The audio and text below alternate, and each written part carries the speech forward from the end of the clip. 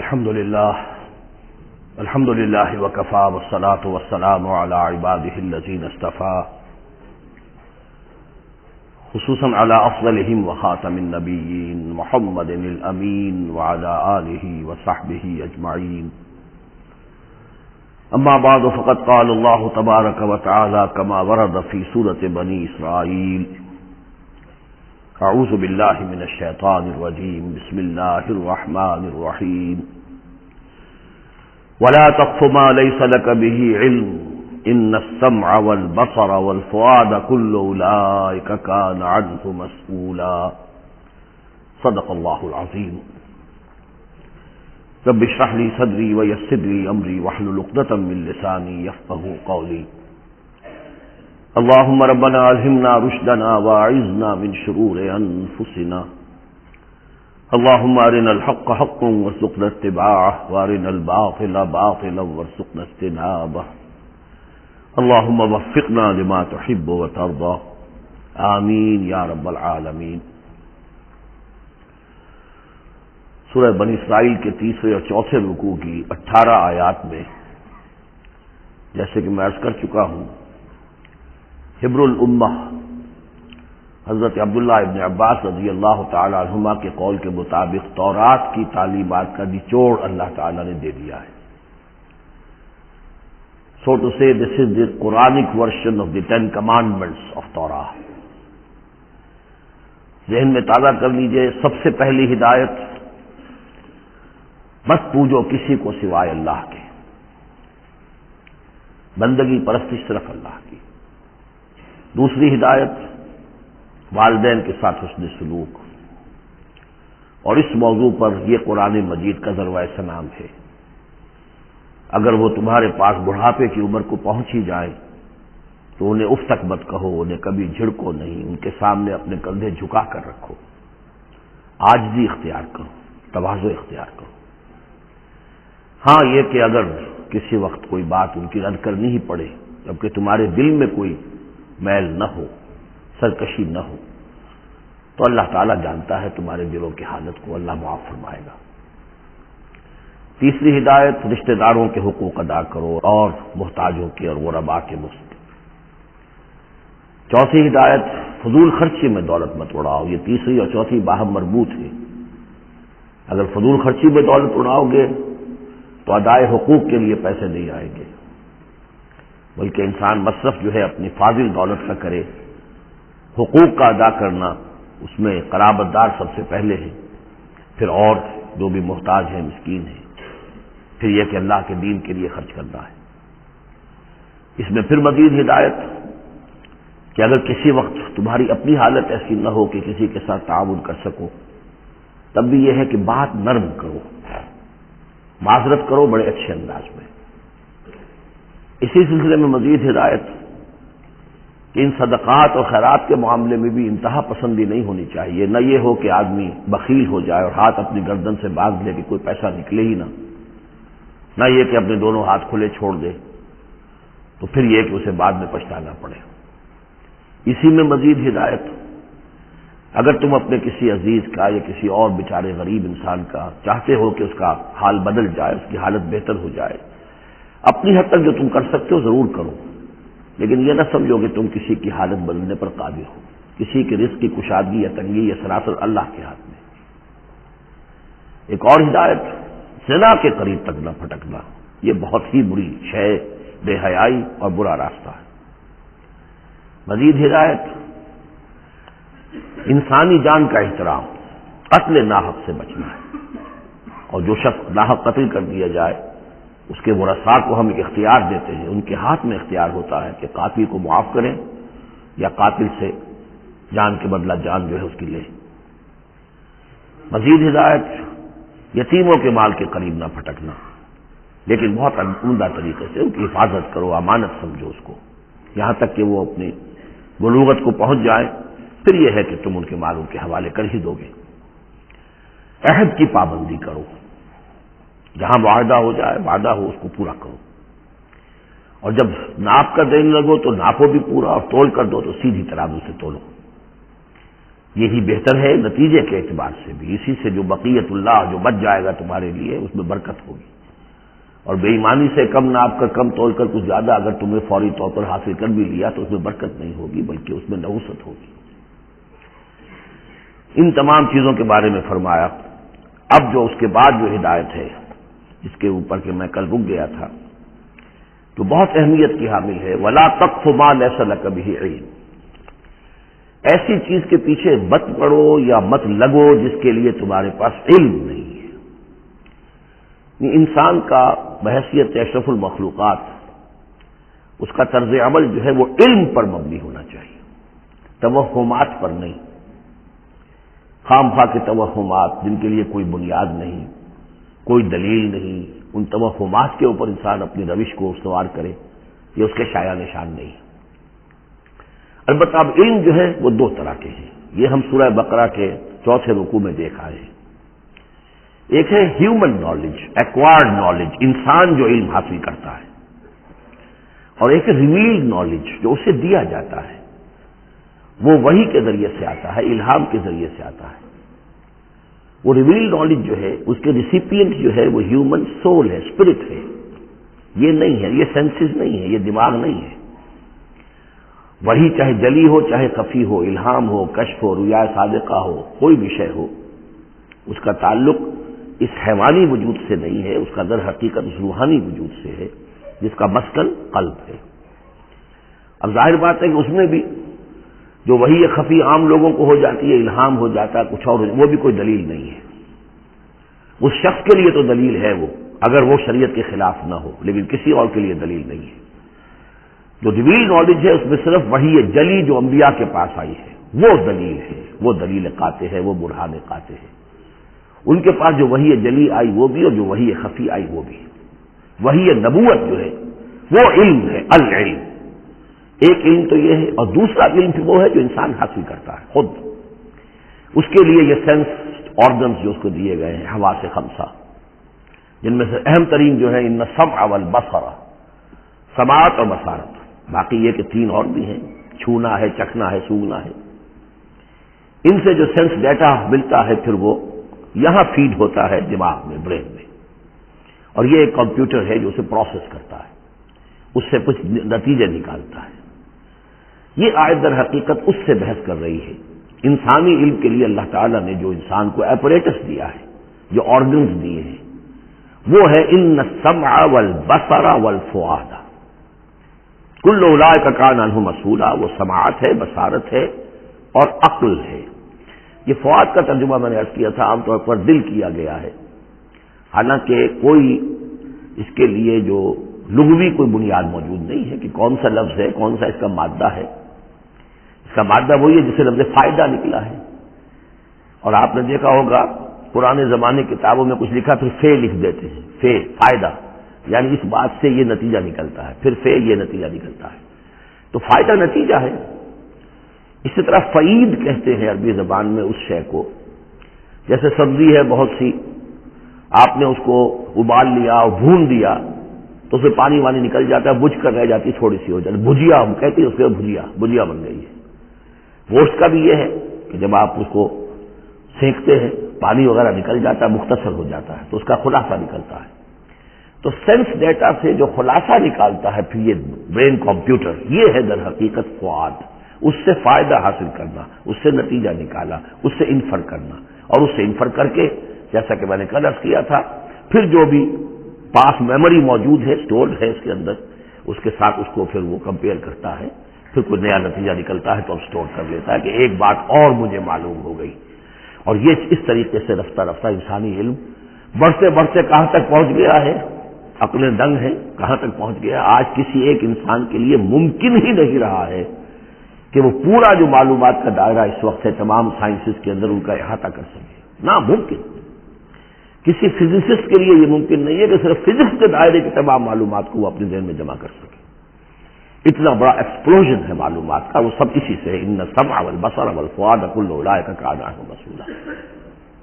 ان چیزوں کی مسئولیت ہے، اللہ نے یہ چیزیں تمہیں دی ہیں، اب ان کو تو بند کر کے رکھ چھوڑو، توہمات کے اوپر اپنا بنیاد رکھ لو، زلزلہ کیسے آتا ہے؟ ایک گائے ہے، گائے کے دو سینگوں پر یا بیل کے دو سینگوں پر زمین کھڑی ہے، وہ ایک سینگ کے اوپر وہ ٹکا لیتا ہے، پھر جب ذرا وہ تھک جاتا ہے تو وہ بدلتا ہے تو دوسرے سینگ کے اوپر زمین کو لاتا ہے تو زلزلہ آ جاتا ہے۔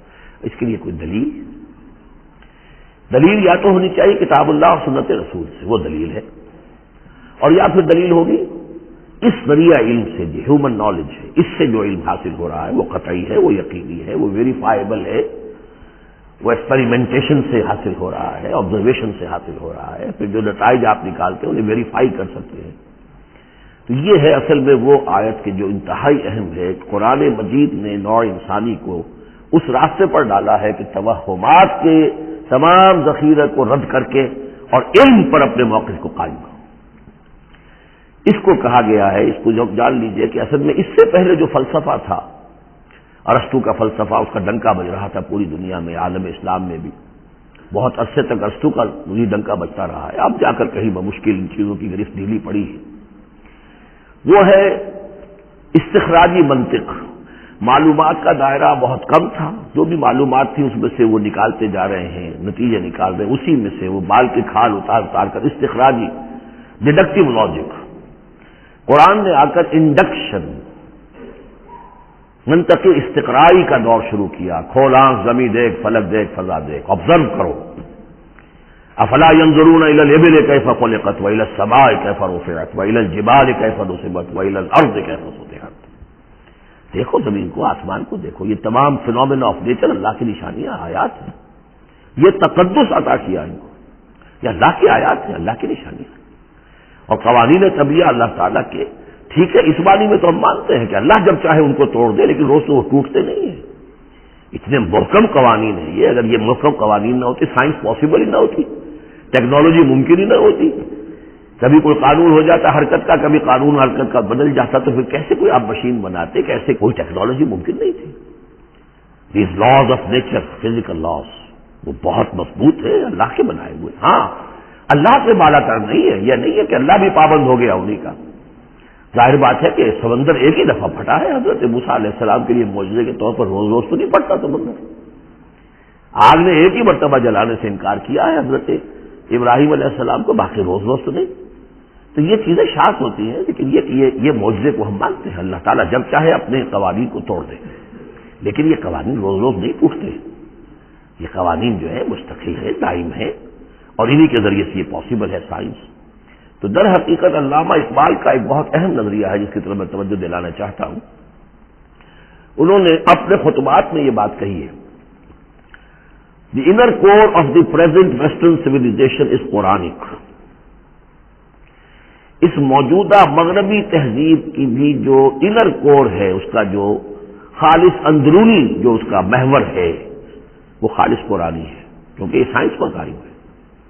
اور قرآن نے جو ہے اسی طرف توجہ دلائی ہے۔ توہمات کو ایک طرف رکھو، یہ سب آکلٹ سائنسز وغیرہ جو ہیں، ان سے بھی ہمارے ہاں بڑی سخت جو ہے اسے بیزاری کا اظہار ہے۔ یہ نجومی بیٹھے ہوئے ہیں، یہ لکیریں دیکھی جا رہی ہے، یہ سائنس آف نمبرز ہے، آکلٹ سائنس قطعاً نہیں، یہ سائنسز نہیں ہے، کوئی توجہ مت کرو۔ ولا تقف ما لیس لک بہ علم، اور العلم علمان، علم دو ہی طرح کا ہے، یا پھر وہ صحیح جو اللہ نے جو اپریٹس دیا تھا حضرت آدم علیہ السلام کے اندر ودیت کر دیا تھا، علم الاسماء، اسی کے ذریعے سے ایکسفولیشن ہو رہی ہے اس اپریٹس کے ذریعے سے، اور علم پھیلتا چلا جا رہا ہے، یا وہ علم ہے اور یا پھر وہ علم ہے۔ فَإِمَّا يَأْتِيَنَّكُم مِّنِّي هُدًى فَمَن تَبِعَ هُدَايَ فَلَا خَوْفٌ عَلَيْهِمْ وَلَا هُمْ يَحْزَنُونَ۔ یورپ کی تباہی کا سبب یہ ہوا کہ اس نے دوسرے علم سے نگاہیں بند کر لی، وہی کی سے اپنا سلسلہ توڑ لیا، صرف اس علم کے اوپر رہ گیا۔ تو یہ گویا کہ دو آنکھوں میں سے اللہ نے جو دی تھی انسان کو، ایک یہ ایکوائرڈ نالج کی آنکھ اور ایک ریویل نالج کی آنکھ، وہ ریویل نالج کی آنکھ بند کر لی، اس سے اس نے دجالیت کی شکل اختیار کر لی ہے۔ ورنہ خود اپنی جگہ پر یہ ایکوائرڈ نالج، یہ علم الاسماء، یہ اللہ کا عطا کردہ ہے، اس میں فی نفسہ کوئی خرابی نہیں ہے، صرف یہ کہ دوسری طرف سے بے توجہ ہو گئی، اس نے اس کے اندر جو نتیجے کے اعتبار سے خرابی پیدا کر دی۔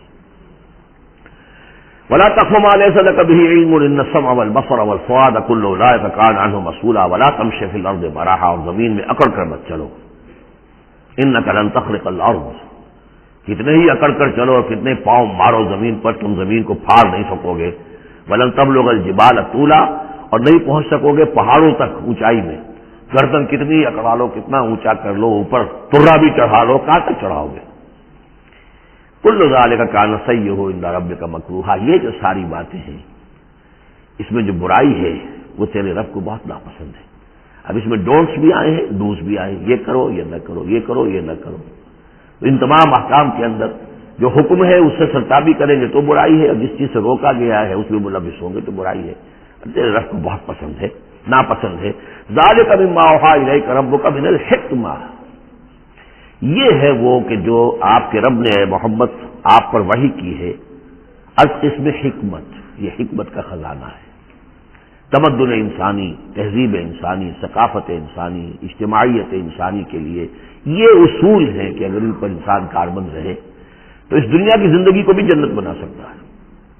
ولا تجعل مع اللہ الہا آخر، لیکن اولین اور آخرین بات پھر وہی ہے، شروع میں بھی یہ تھا وقضى ربک الا تعبدوا الا ایاہ، اول و آخر توحید ہے۔ ولا تجعل مع اللہ الہا آخر فتلقى فی جہنم ملوما مدحورا، اللہ کے ساتھ کسی اور کو نہ ٹھہرا لو معبود، پھر تم جھونک دیے جاؤ گے جہنم میں ملامت زدہ ہو کر، ملوم مدحورا، دھکے دیے جا کر۔ افاسفاکم ربکم بالبنین، چلتے چلتے ایک اشارہ جو کہ انہوں نے کیا تھا کہ اللہ کی بیٹیاں قرار دے لی تھی۔ افاسفاکم ربکم بالبنین، اے عرب کے لوگوں تم ذرا سوچو، مزید غور کرو، کیا تمہیں تو پسند کر لیا ہے، ترجیح دی ہے اللہ نے بیٹوں کے ساتھ، واتخذ من الملائکۃ اناثا، اور خود فرشتوں کی شکل میں اپنے لیے بیٹیاں کر لی ہیں۔ انکم لتقولون قولا عظیما، غور کرو تم یہ بڑی گستاخی کی بات کر رہے ہو اللہ کی جناب۔ وَلَقَدْ صَرَّفْنَا فِي هَذَا الْقُرْآنِ لِيَذَّكَّرُوا، اس سورہ مبارکہ کے بارے میں ایک بات نوٹ کر لیجیے گا کہ اس میں قرآن حکیم میں حجم کے اعتبار سے جتنی مرتبہ اس صورت میں قرآن کا لفظ آیا ہے، قرآن کا ذکر ہے، تانا بانا معلوم ہوتا ہے قرآن ہی سے، قرآن سے متعلق۔ پہلے رکوع میں تھا ان هذا القرآن يهدي للتي هي اقوم ويبشر المؤمنين الذين يعملون الصالحات ان لهم اجرا كبيرا۔ تو اب اسی طریقے سے آپ دیکھیں گے بار بار قرآن کا ذکر آئے گا۔ وَلَقَدْ صَرَّفْنَا فِي هَذَا الْقُرْآنِ لِيَذَّكَّرُوا، ہم نے تو اس قرآن کے اندر اپنی آیات کو تصریف، گردش کے اندر رکھا ہے، مختلف اسلوبوں سے بیان کیا ہے تاکہ یہ سوچیں، غور کریں، سبق حاصل کریں۔ وَمَا يَزِيدُهُمْ إِلَّا نُفُورًا، ان بدبختوں کی بدبختی یہ ہے کہ ان کے اندر اضافہ ہو رہا ہے نفرت کے اندر، بھاگ ہی رہے ہیں، دور ہی ہو رہے ہیں۔ قُل لَوْ كَانَ مَعَهُ آلِهَةٌ كَمَا يَقُولُونَ، اے نبی ان سے کہیے کہ اگر اللہ کے ساتھ اور بھی آلہہ ہوتے جیسے کہ یہ کہہ رہے ہیں، اذا لابتغوا الى ذی العرش سبیلا، تو وہ بھی تو ذی العرش کی طرف کوئی راستہ تلاش کرتے، یعنی یہ کہ اگر کوئی اور آلہہ ہوتے تو کیا ان کے دل میں یہ تمنا نہ ہوتی کہ سب سے بڑا الہ میں کیوں نہ بنوں؟ راجے مہاراجے چھوٹے ہوتے ہیں، بڑا مہاراجا چھوٹے راجے، چھوٹے راجوں کے اندر پھر وہ امنگ پیدا ہوتی کہ نہیں ہوتی کہ کیوں نہ میں ہی مہاراجا بنوں؟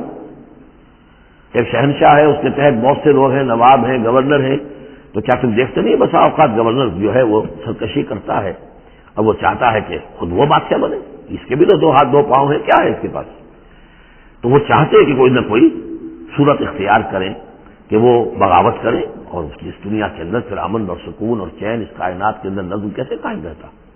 سبحانہ و تعالی، بہت پاک ہے وہ، بہت بلند و برتر ہے، اما یقولون، ان باتوں سے جو یہ کہہ رہے ہیں، علوا کبیرا، اس کی بلندی بہت بلند ہے۔ تسبح له السماوات السبع والارض، اس کی تسبیح میں لگے ہوئے ہیں ساتوں آسمان اور زمین، ومن فیہن، جو بھی ان میں ہے۔ یہ تسبیح قولی بھی ہو سکتی ہے، اس لیے کہ اس میں آگے آ جائے گا وَلَٰكِن لَا تَفْقَهُونَ تَسْبِيحَهُمْ، تم اس کی تسبیح کو نہیں جان سکتے، سمجھ نہیں سکتے۔ ہر شے کو اللہ نے زبان دے رکھی ہے، جیسے حامد سجدہ میں ہم پڑھیں گے انطقنا اللہ الذی انطق کل شیء، ہر شے کی کوئی زبان ہے اور وہ اپنی زبان سے اللہ کی تسبیح کر رہی ہے۔ لیکن ایک چیز ہماری سمجھ میں بھی آتی ہے کہ ہر شے اپنے وجود سے گویا کہ اعلان کر رہی ہے کہ میرا صانع، میرا مالک، میرا خالق وہ ہر عیب سے پاک ہے۔ وہ اپنے وجود سے، جب تصویر جو ہے وہ مصور کے کمال فن پر گواہی دیتی ہے، ڈھیرا بنانے والا بڑا کامل فنکار ہے، تصویر گویا کہ اپنے مصور کی عظمت کا اظہار کر رہی ہے، تو اس کائنات کی ہر شے گویا کہ زبان حال سے اللہ کی تسبیح کر رہی ہے۔ وَإِن مِّن شَيْءٍ لَّا يُسَبِّحُ بِحَمْدِهِ، کوئی شے نہیں ہے مگر یہ کوئی تسبیح کرتی ہے اللہ کے حمد کے ساتھ، وَلَٰكِن لَّا تَفْقَهُونَ تَسْبِيحَهُمْ، لیکن تم اس کی تسبیح کو سمجھ نہیں سکتے۔ إِنَّهُ كَانَ حَلِيمًا غَفُورًا، یقینا اللہ حلیم ہے، تحمل والا ہے، فوراً نہیں پکڑتا، غفور ہے، بخشنے والا ہے۔ وَإِذَا قَرَأْتَ الْقُرْآنَ، پھر دیکھیے قرآن کا تذکرہ ہے۔ اے نبی جب آپ قرآن پڑھ کر انہیں سناتے ہیں جعلنا بینک وبین الذین لا یؤمنون بالآخرۃ حجابا مستورا، تو ہم آپ کے اور ان لوگوں کے مابین کے جو آخرت پر یقین نہیں رکھتے، ایمان نہیں رکھتے، ایک غیر مرئی پردہ حائل کر دیتے ہیں۔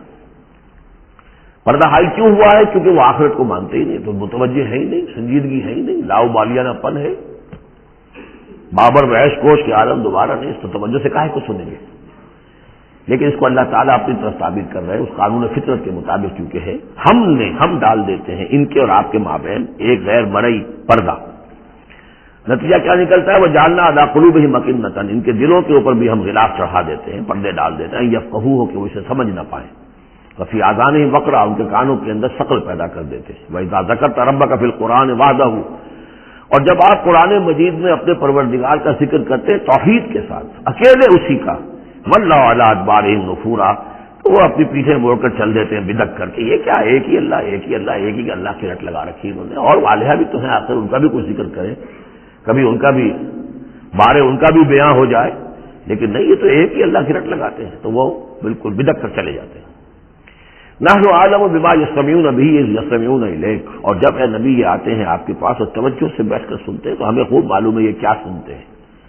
میں عرض کر چکا ہوں اس کا پس منظر کہ وہ اپنے عوام پر یہ اثر ڈالنے کے لیے کہ یہ لوگ تو بڑے مخلص ہیں، سمجھنا چاہتے ہیں، پھر ہمارے ذہین ہے، انٹیلیجنسیا ہے ہمارا، یہ ہمارا ایلیٹ ہے، تو یہ جا کر سوچتے ہیں پھر آخر کوئی بات نہیں ہوگی محمد کے پاس کہ یہ لوگ جو ہے پھر خالی ہاتھ واپس آتے ہیں۔ ہمیں خوب معلوم ہے جو یہ سننے کے لیے آتے ہیں آپ کے پاس تو کیا سننے آتے ہیں۔ وَإِذْ نجوا، اور پھر جب یہ علیحدہ ہوتے ہیں، سرگوشیاں کر رہے ہوتے ہیں، اذ یقول الظالمون، اور پھر یہ ایک دوسرے سے کہتے ہیں یہ ظالم، ان تتبعون الا رجلا مسحورا، تم نہیں پیروی کر رہے ہو مگر ایک سحر زدہ شخص کی، یعنی ان میں سے کسی کے دل میں کوئی بات پیدا ہونی بھی لگتی ہے کہ نہیں بھائی آج تو جو بات کی ہے محمد نے صلی اللہ علیہ وسلم بڑی وزنی بات ہے، اس پر تو سنجیدگی سے غور کرنا ہوگا۔ اب ان کے کان کھڑے ہوئے، یہ معلوم ہوتا ہے کہ اس پر تو ہمارے اس دوست اور ساتھی کے اوپر تو محمد کا داؤ چل گیا صلی اللہ علیہ وسلم، لہذا پھر اس کو سمجھاتے نہیں بھائی ایک سحر زدہ آدمی ہے، مشہور انسان ہے، کہاں اس کی باتوں پر سنجیدگی سے غور کر رہے ہو۔ انظر کیف ضربوا لک الامثال، دیکھیے اے نبی کیسی مثالیں وہ آپ کے لیے بیان کرتے ہیں، سحر زدہ، مشہور، کبھی ساحر، کبھی مسحور، کبھی شاعر، کبھی مجنون، یعنی کوئی ایک رائے بھی ان کی نہیں آپ کے بارے میں بن رہی ہے۔ فضلوا، اب وہ بھٹک گئے ہیں، فلا یستطیعون سبیلا، اور اب یہ راہ یاب نہیں ہو سکیں گے۔ وقالوا اذا كنا عظاما ورفاتا، اور وہ کہتے ہیں کہ کیا جب کہ ہم ہڈیاں ہو جائیں گی اور چورا چورا ہو جائیں گی ہماری ہڈیاں بھی، ہمارا گوشت گل سڑ کر جو ہے راکھ ہو جائے گا، انا لمبعوثون خلقا جدیدا، کیا کہہ رہے ہیں محمد صلی اللہ علیہ وسلم، کیا پھر ہمیں اٹھا لیا جائے گا ایک نئی زندگی، ایک نئی تکلیف؟ گویا کہ انہیں یہ بہت محال معلوم ہوتا ہے، ناممکن ہے۔ قل کونوا حجارۃ او حدیدا، اے نبی ان سے کہیے کہ تم تو ہڈیوں کی بات کر رہے ہو اور مٹی کی بات کر رہے ہو، خواہ تم پتھر بن جاؤ، لوہا بن جاؤ، اور خلقا مما یکبر فی صدورکم، یا اس سے بھی زیادہ کوئی سخت چیز جو تمہارے دلوں میں ذہن میں ہو، تمہارے اس کا تصور کر سکتے وہ بن جاؤ، تب بھی اللہ اٹھا لے گا۔ فسیقولون من یعیدنا، پھر وہ کہیں گے اچھا کون ہمیں اٹھائے گا دوبارہ، کون ہمیں دوبارہ پیدا کرے گا؟ قل الذی فطرکم اول مرہ، کہیے وہ جس نے تمہیں پہلی مرتبہ پیدا کیا۔ فسینغضون الیک رؤوسہم، تو پھر وہ آپ کے سامنے ذرا اپنے سرکوں کو مٹکائیں گے، سروں کو، ہاں ٹھیک ہے، لیکن ویقولون متى، کب ہوگا ایسا بتائیے؟ قل عسى ان يكون قریبا، کہہ دیجیے ہو سکتا ہے قریبی آئی ہوئی تمہاری شامت جو ہے ہو سکتا ہے دور نہ۔ یوم یدعوکم فتستجیبون بحمدہ، جس دن کہ وہ تمہیں پکارے گا جب تم اپنی قبروں میں ہوگے یا گلے سڑے ہوئے ہڈیوں کی شکل میں ہوگے، لیکن تم چلے آؤ گے اس کی پکار پر لبیک کہتے ہوئے، بحمدہ، اس کی حمد کرتے ہوئے، وتظنون ان لبثتم الا قلیلا، اور تم گمان کرو گے کہ نہیں رہے ہم مگر بس تھوڑا سا عرصہ، دنیا میں بھی اور یہ پورا عالم برزخ ہے یہ بھی کچھ تھوڑا سا ہی عرصہ تھا جو ہم گزار کر آئے۔ وقل لعبادی یقولوا التی ہی احسن، اے نبی میرے بندوں سے کہہ دیجئے، اب یہ عبادی کون ہے؟ اہل ایمان، بجائے یا ایھا الذین آمنوا کہنے کے قل لعبادی، میرے بندوں سے کہہ دیجئے، یقولوا التی ہی احسن، وہ بات کیا کرے عمدہ، مطلب یہ ان کی طرف سے کوئی تلخی کی بات نہیں ہونی چاہیے۔ اب ان لوگوں کے آباء و اجداد سے بنے ہوئے ان کے خیالات ہیں، عقائد ہیں، ان کی ریتیں ہیں، ان کی رسمیں ہیں، ان کی حمیت ہے، ان کی غیرت ہے، عوام میں جہالت ہے، ان کے چودھریوں میں اپنے مفادات، اپنی حیثیت، اس کا احساس ہے۔ لہذا یہ تمام رکاوٹیں جو ان لوگوں کے راستے میں حائل ہیں ان کا خیال کریں تو اپنا جو داعی جو ہے اس کے اندر تحمل ہونا چاہیے، حلم ہونا چاہیے، داعی کہیں مشتعل نہ ہو۔ کل عبادی یقول التی ہے احسن، انہیں بات کرنی چاہیے عمدہ۔ ان شیطان یلدغ بینہم، یقین شیطان تو چاہے گا کہ ان کے درمیان کوئی لڑائی شروع کرا دے، ہاتھا پائی شروع کرا دے۔ ان شیطان کان للانسان عدوا مبینا، یقیناً شیطان جو ہے وہ تو انسان کا کھلا دشمن ہے ہی۔ ربکم اعلم بکم، تمہارا رب تم سے خوب واقف ہے۔ ان یشاء یرحمکم، وہ چاہے گا تو تم پر رحم فرمائے گا، اور ان یشاء یعذبکم، چاہے گا تمہیں عذاب دے گا۔ وما ارسلناک علیہم وکیلا، اور نبی ہم نے آپ کو ان پر کوئی داروغہ بنا کر نہیں بھیجا ہے کہ آپ ذمہ دار ہیں ان کو ہدایت پر لانے کے، نہیں۔ یہ معاملہ ہر شخص کا اپنا ہے، ذاتی ہے، ہز اون چوائس۔ وَرَبُّكَ أَعْلَمُ بِمَنْ فِي السَّمَاوَاتِ وَالْأَرْضِ، اور اللہ آپ کا رب خوب جانتا ہے ان تمام چیزوں کو کہ جو آسمان میں ہے اور زمین میں ہے۔ وَلَقَدْ فَضَّلْنَا بَعْضَ النَّبِيِّينَ عَلَىٰ بَعْضٍ، اور ہم نے بعض انبیاء کو بعض انبیاء پر فضیلت دی ہے۔ اب چونکہ یہ مسئلہ وہی ہے، آخری دور ہے مکے کا، اور وہ خبریں پہنچ چکی ہیں، اور یہ صورت ہی بنی اسرائیل کے تاریخ سے شروع ہو رہی ہے، تو ظاہر بات ہے کہ ایک مسئلہ اٹھ کھڑا ہوگا کہ آیا موسیٰ افضل ہے یا محمد افضل ہے، یا یہ کہ عیسیٰ افضل ہے یا محمد افضل ہے صلی اللہ علیہ وسلم علیہ الصلوۃ والسلام۔ تو یہاں پر مسلمانوں کو اس دعوت اور تبلیغ کے جو تقاضے ہیں ان کے حوالے سے اس بحث میں تم نہ پڑو۔ اگر اس بات کو تم زیادہ زور دو گے ان میں حمیت پیدا ہو جائے گی، جیسے ہمارے ہاں وہ کھڑے ہو کر الاپتے ہیں سارے نبیوں سے افضل ہمارا نبی۔ ٹھیک ہے، وہ ہے افضل، لیکن خود انہوں نے کہا ہے کہ مجھے یونس ابن متیٰ پر بھی فضیلت مت دو۔ حضور کے صریح حکم کی خلاف ورزی کرتے ہیں جو یہ کہتے ہیں افضل، اس میں کوئی شک نہیں، لیکن یہ کہ اس افضلیت کا اس طریقے کا چرچا کرنا جو ہے اس سے دوسروں کے اندر ایک جو ہے منفی کیفیات پیدا ہوتی ہے۔ اس حوالے سے حضور کی حدیث ہے یہ، مجھے یونس ابن متیٰ پر بھی فضیلت مت دو۔ یونس وہ ہے رسولوں میں سے ایک ہی رسول ہیں دنیا میں جنہیں کچھ اللہ نے سزا دی ہے، پکڑ ہوئی ہے، اور کسی کا معاملہ نہیں۔ یہ سورہ یونس میں ہم دیکھا ہے، تو آپ نے فرمایا مجھے یونس پر بھی فضیلت مت دو، اس لیے کہ اس بات کو مت پڑھو۔ وَلَقَدْ فَضَّلْنَا بَعْضَ النَّبِيِّينَ عَلَىٰ بَعْضٍ، ہم نے بعض انبیاء کو بعض انبیاء پر فضیلت دی ہے، بس اصولی بات ہے۔ تِلْكَ الرُّسُلُ فَضَّلْنَا بَعْضَهُمْ عَلَىٰ بَعْضٍ۔ اب یہاں دیکھیے خاص طور پر پھر ان کے نبی کا ذکر کیا جا رہا ہے، وَآتَيْنَا دَاوُودَ زَبُورًا، ہم نے داؤد کو زبور عطا کی تھی۔ ہم ان انبیاء اور رسل کے جو عظمتیں ہیں، ان کے جو مقامات ہیں، ان کے اعتراف میں، ان کے اعلان میں ہمیں کوئی باک نہیں، ہمیں کوئی جھجک نہیں۔ قُلِ ادْعُوا الَّذِينَ زَعَمْتُم مِّن دُونِهِ، کہیے ان سے کہ پکارو انہیں جنہیں تم سمجھتے ہو کہ اللہ کے سوا کوئی معبود ہے، کوئی کار مختار وہ بھی ہیں۔ فَلَا يَمْلِكُونَ كَشْفَ الضُّرِّ عَنكُمْ وَلَا تَحْوِيلًا، تو انہیں کوئی اختیار حاصل نہیں ہے نہ تو تم سے کوئی تکلیف دور کرنے کا اور نہ ہی کوئی حالت کو بدل دینے کا۔ اولئک الذین یدعون، وہ ہستیاں جنہیں یہ پکار رہے ہیں۔ پکارنے والوں میں دیکھیے کہ پکارنے میں ایک تو ایسے بھی تھے خیالی ہستیاں جن کا کوئی وجود ہی نہیں، من گھڑت، لیکن پکارے جانے والے انبیاء، اولیاء اللہ یا فرشتے یہ بھی تو ہو سکتے ہیں نا۔ لیکن اس عالم امر میں، اس عالم غیب میں ان کا حال کیا ہے جنہیں یہ پکار رہے ہیں؟ ہم کئی دفعہ دیکھا ہے انہیں پتہ بھی نہیں کہ ہمیں پکار رہے ہیں۔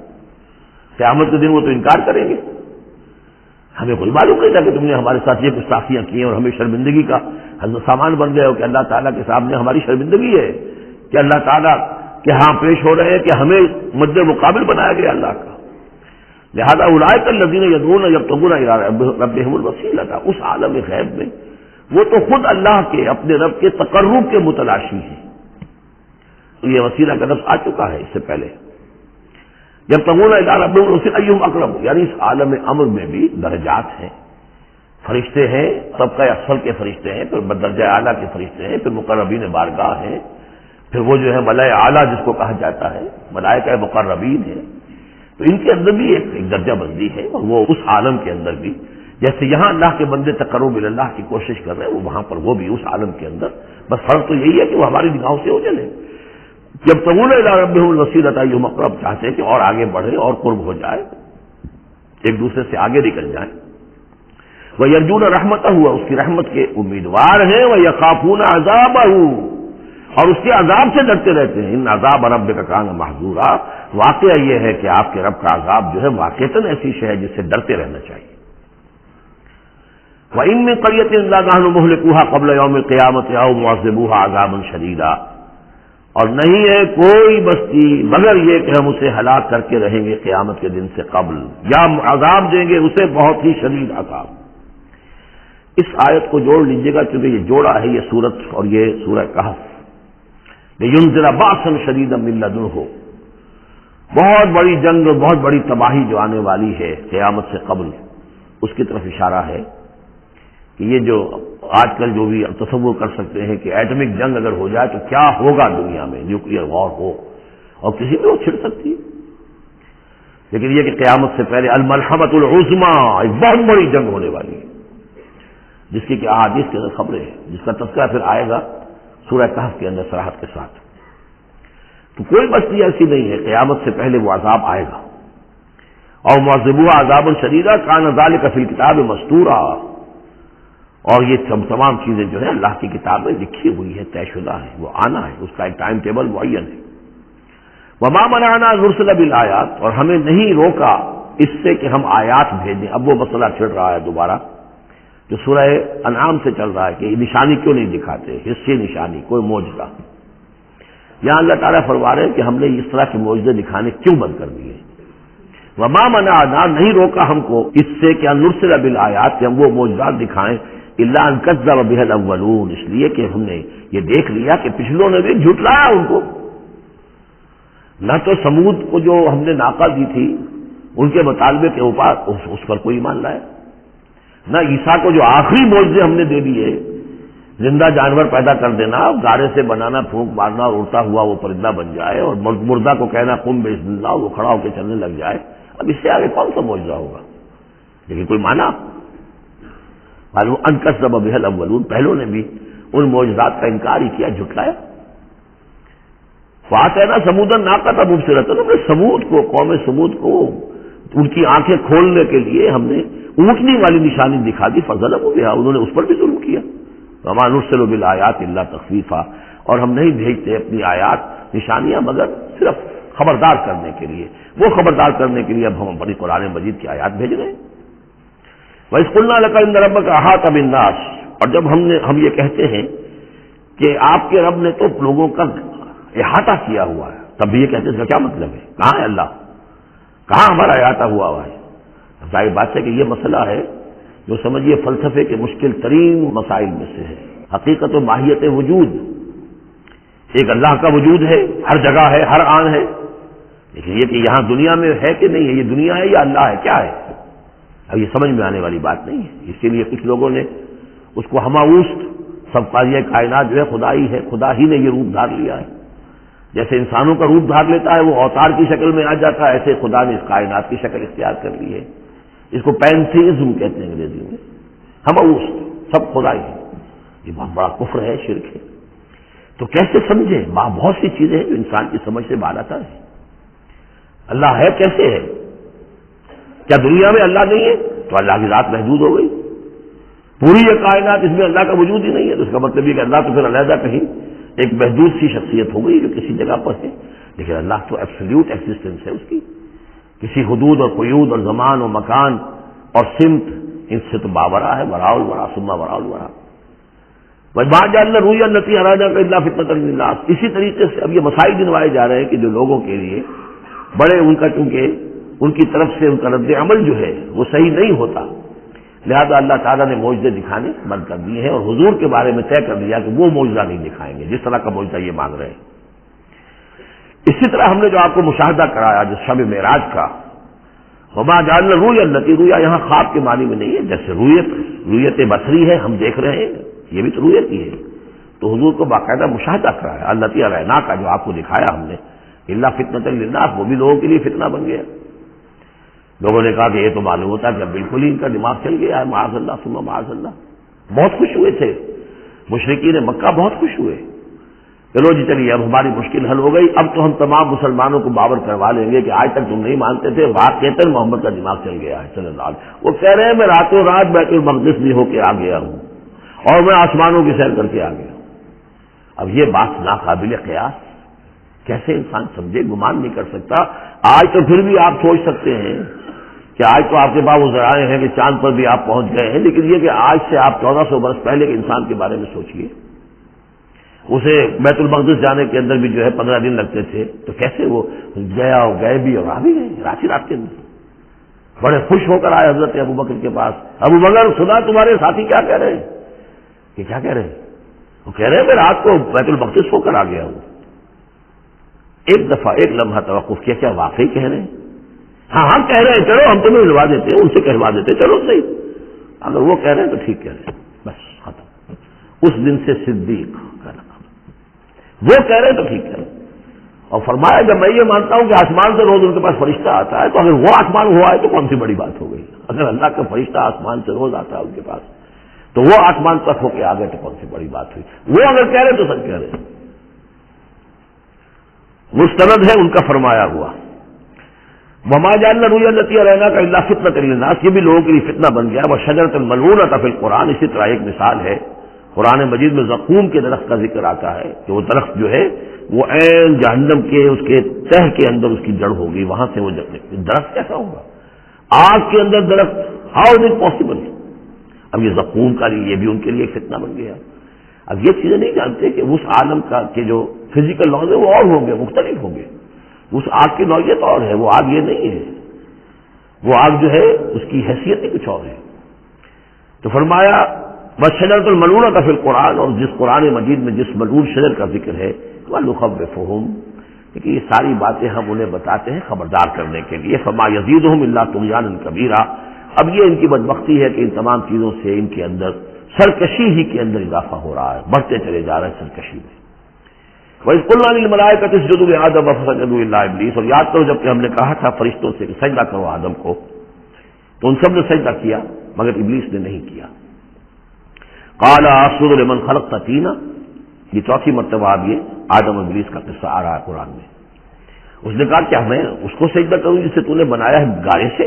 قَالَ أَرَأَيْتَكَ هَذَا الَّذِي كَرَّمْتَ عَلَيَّ، مزید اس نے کہا کہ ذرا دیکھو، ذرا دیکھ پروردگار، یہ جو انسان آدم جس کو تو نے مجھ پر عزت دی ہے، مجھ سے بالا تر کر دیا، کرمت علیہ، لئن اخرتنی الی یوم القیامہ، اگر تو مجھے مہلت دے دے قیامت کے دن تک، لاحتنکن ذریتہ الا قلیلا، میں اس کی پوری نسل، اس کی ساری اولاد کو لگام دے دوں گا سوائے بہت تھوڑے سے لوگوں کے، ان کو گمراہ کر کے چھوڑوں گا۔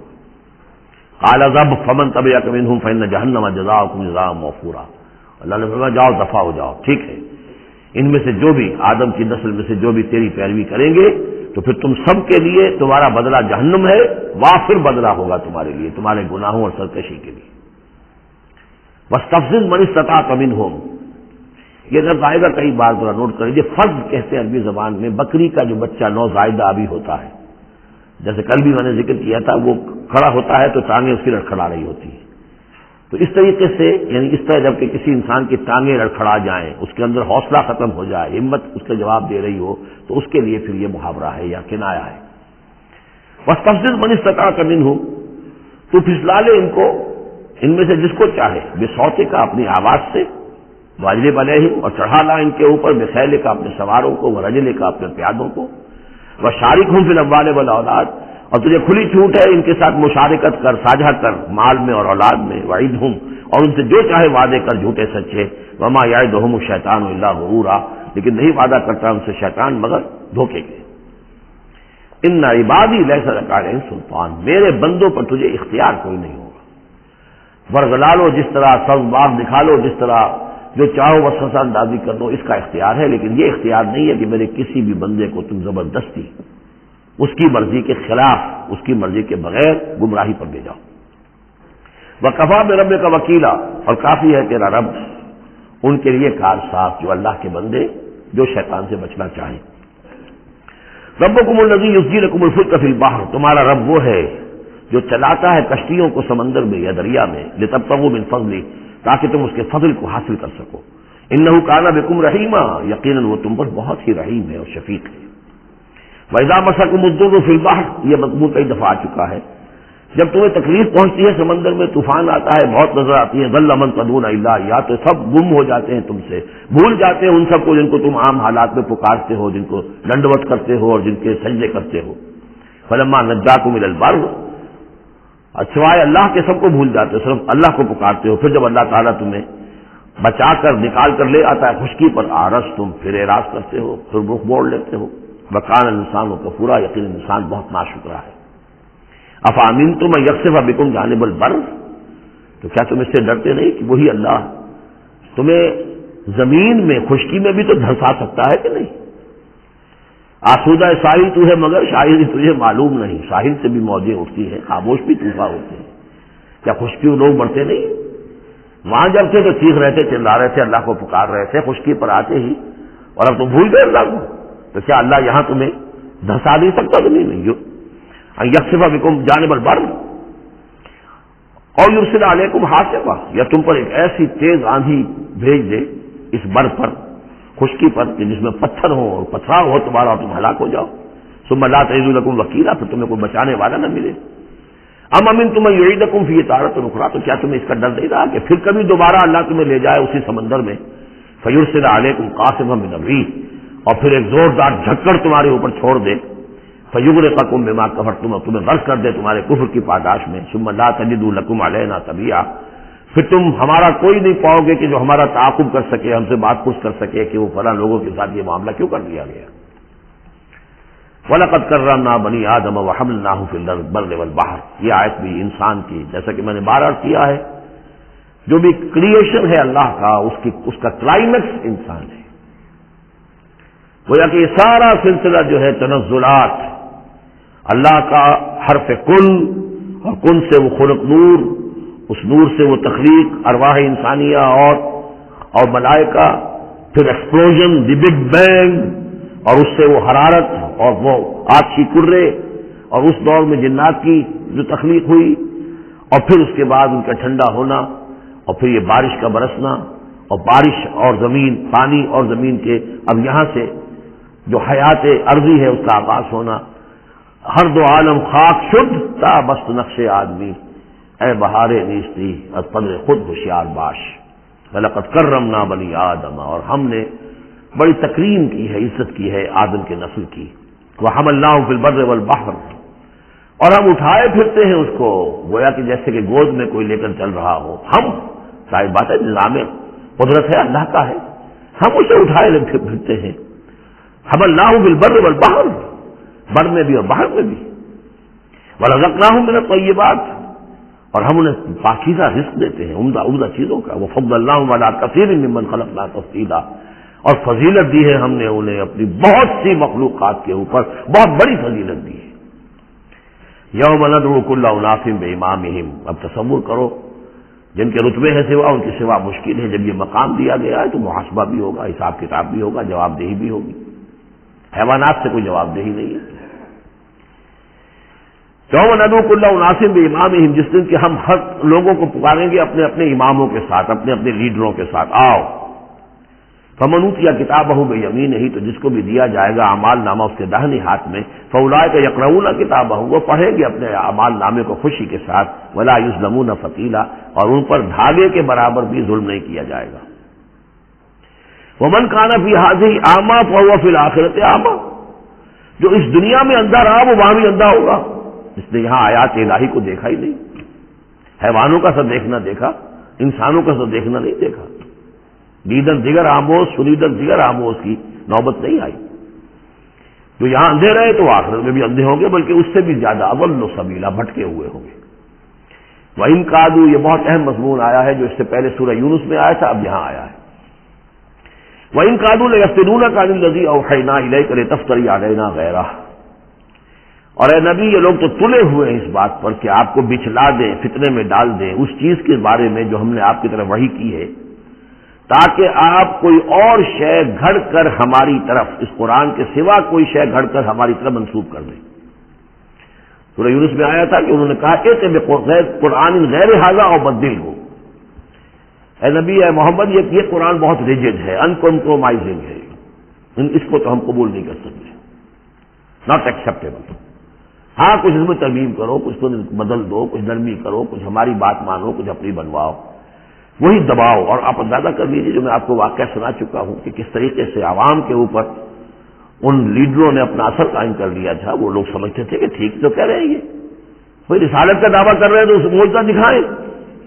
ادھر یہ ہے کہ اللہ تعالیٰ کا فیصلہ یہ کہ معجزہ نہیں دکھائیں گے۔ ان کان کبر علیک اعراضهم فان استطعت ان تبتغي نفقا في الارض او سلما في السماء فتاتيهم بآية۔ اگر آپ کے اندر طاقت ہے تو لے آئیے کہیں سے معجزہ، کوئی آسمان پہ چیڑی لگائیں یا زمین میں سرنگ لگا دیں، لے آئیے اس معجزہ، ہم تو نہیں دکھائیں گے۔ تو کس قدر دباؤ تھا حضور پر صلی اللہ علیہ وسلم۔ اس دباؤ میں اس کا بھی اضافہ ہے کہ کہتے اچھا ٹھیک ہے محمد ہم بات مان لیں گے، آپ کی ذرا یہ اس کے اندر ترمیم کیجیے، ایسے میں قرآن غیر ھذا او بدل۔ وہی بات یہاں ہے، وَإِن كَادُوا لَيَفْتِنُونَكَ عَنِ الَّذِي أَوْحَيْنَا إِلَيْكَ لِتَفْتَرِيَ عَلَيْنَا غَيْرَهُ۔ یہ تلے ہوئے ہیں کہ آپ کو بچلا دیں گے اس چیز سے اور منحرف کر دیں گے کہ جو ہم نے آپ کی طرف وحی کی ہے، تاکہ کچھ اور چیز گھڑ کر آپ ہماری طرف منسوب کر دیں۔ وَإِذًا لَاتَّخَذُوكَ خَلِيلًا، اور پھر یہ آپ کو اپنا دوست بنا لیں گے۔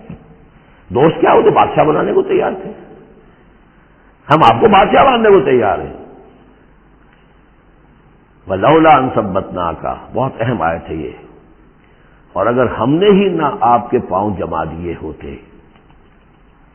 دیکھیے محمد رسول اللہ کی بات ہو رہی ہے، آسان نہیں ہے، دباؤ، اس پورے پریشر جو چاروں طرف سے پڑ رہے تھے۔ اللہ فرماتے ہیں وَلَوْلَا أَن ثَبَّتْنَاكَ، اگر ہم نے آپ کے قدم نہ جما دیے ہوتے، لَقَدْ كِدتَّ تَرْكَنُ إِلَيْهِمْ شَيْئًا قَلِيلًا، تو عین ممکن تھا کہ آپ کچھ نہ کچھ ان کی طرف مائل ہو ہی جاتے، جھک ہی جاتے۔ دباؤ اتنا شدید تھا۔ لولا ان ثبتناک، بالکل ویسے ہی جیسے کہ حضرت یوسف کے بارے میں فرمایا وَلَقَدْ هَمَّتْ بِهِ وَهَمَّ بِهَا لَوْلَا أَن رَأَىٰ بُرْهَانَ رَبِّهِ۔ اس عزیز کی بیوی نے تو قصد کیا ہی تھا، یوسف بھی کرتا اگر اللہ کی ایک برہان نہ دیکھ لیتا، اس کا امکان موجود تھا کہ بنائے تب بشری۔ وہی معاملہ یہاں وَلَوْلَا أَن ثَبَّتْنَاكَ، اگر ہم نے آپ کے پاؤں نہ جما دیے ہوتے، آپ کے دل کو جما نہ دیا ہوتا، آپ کو ثبات عطا نہ کر دیا ہوتا، لَقَدْ كِدتَّ، آپ تو قریب ہو گئے تھے، تَرْكَنُ إِلَيْهِمْ کہ کچھ شَيْئًا قَلِيلًا ان کی طرف جھک جائے۔ اِذًا لَأَذَقْنَاكَ ضِعْفَ الْحَيَاةِ وَضِعْفَ الْمَمَاتِ، اگر ایسا ہو جاتا تو ہم آپ کو دگنی سزا دیتے دنیا کی اور دگنی سزا دیتے آخرت کی۔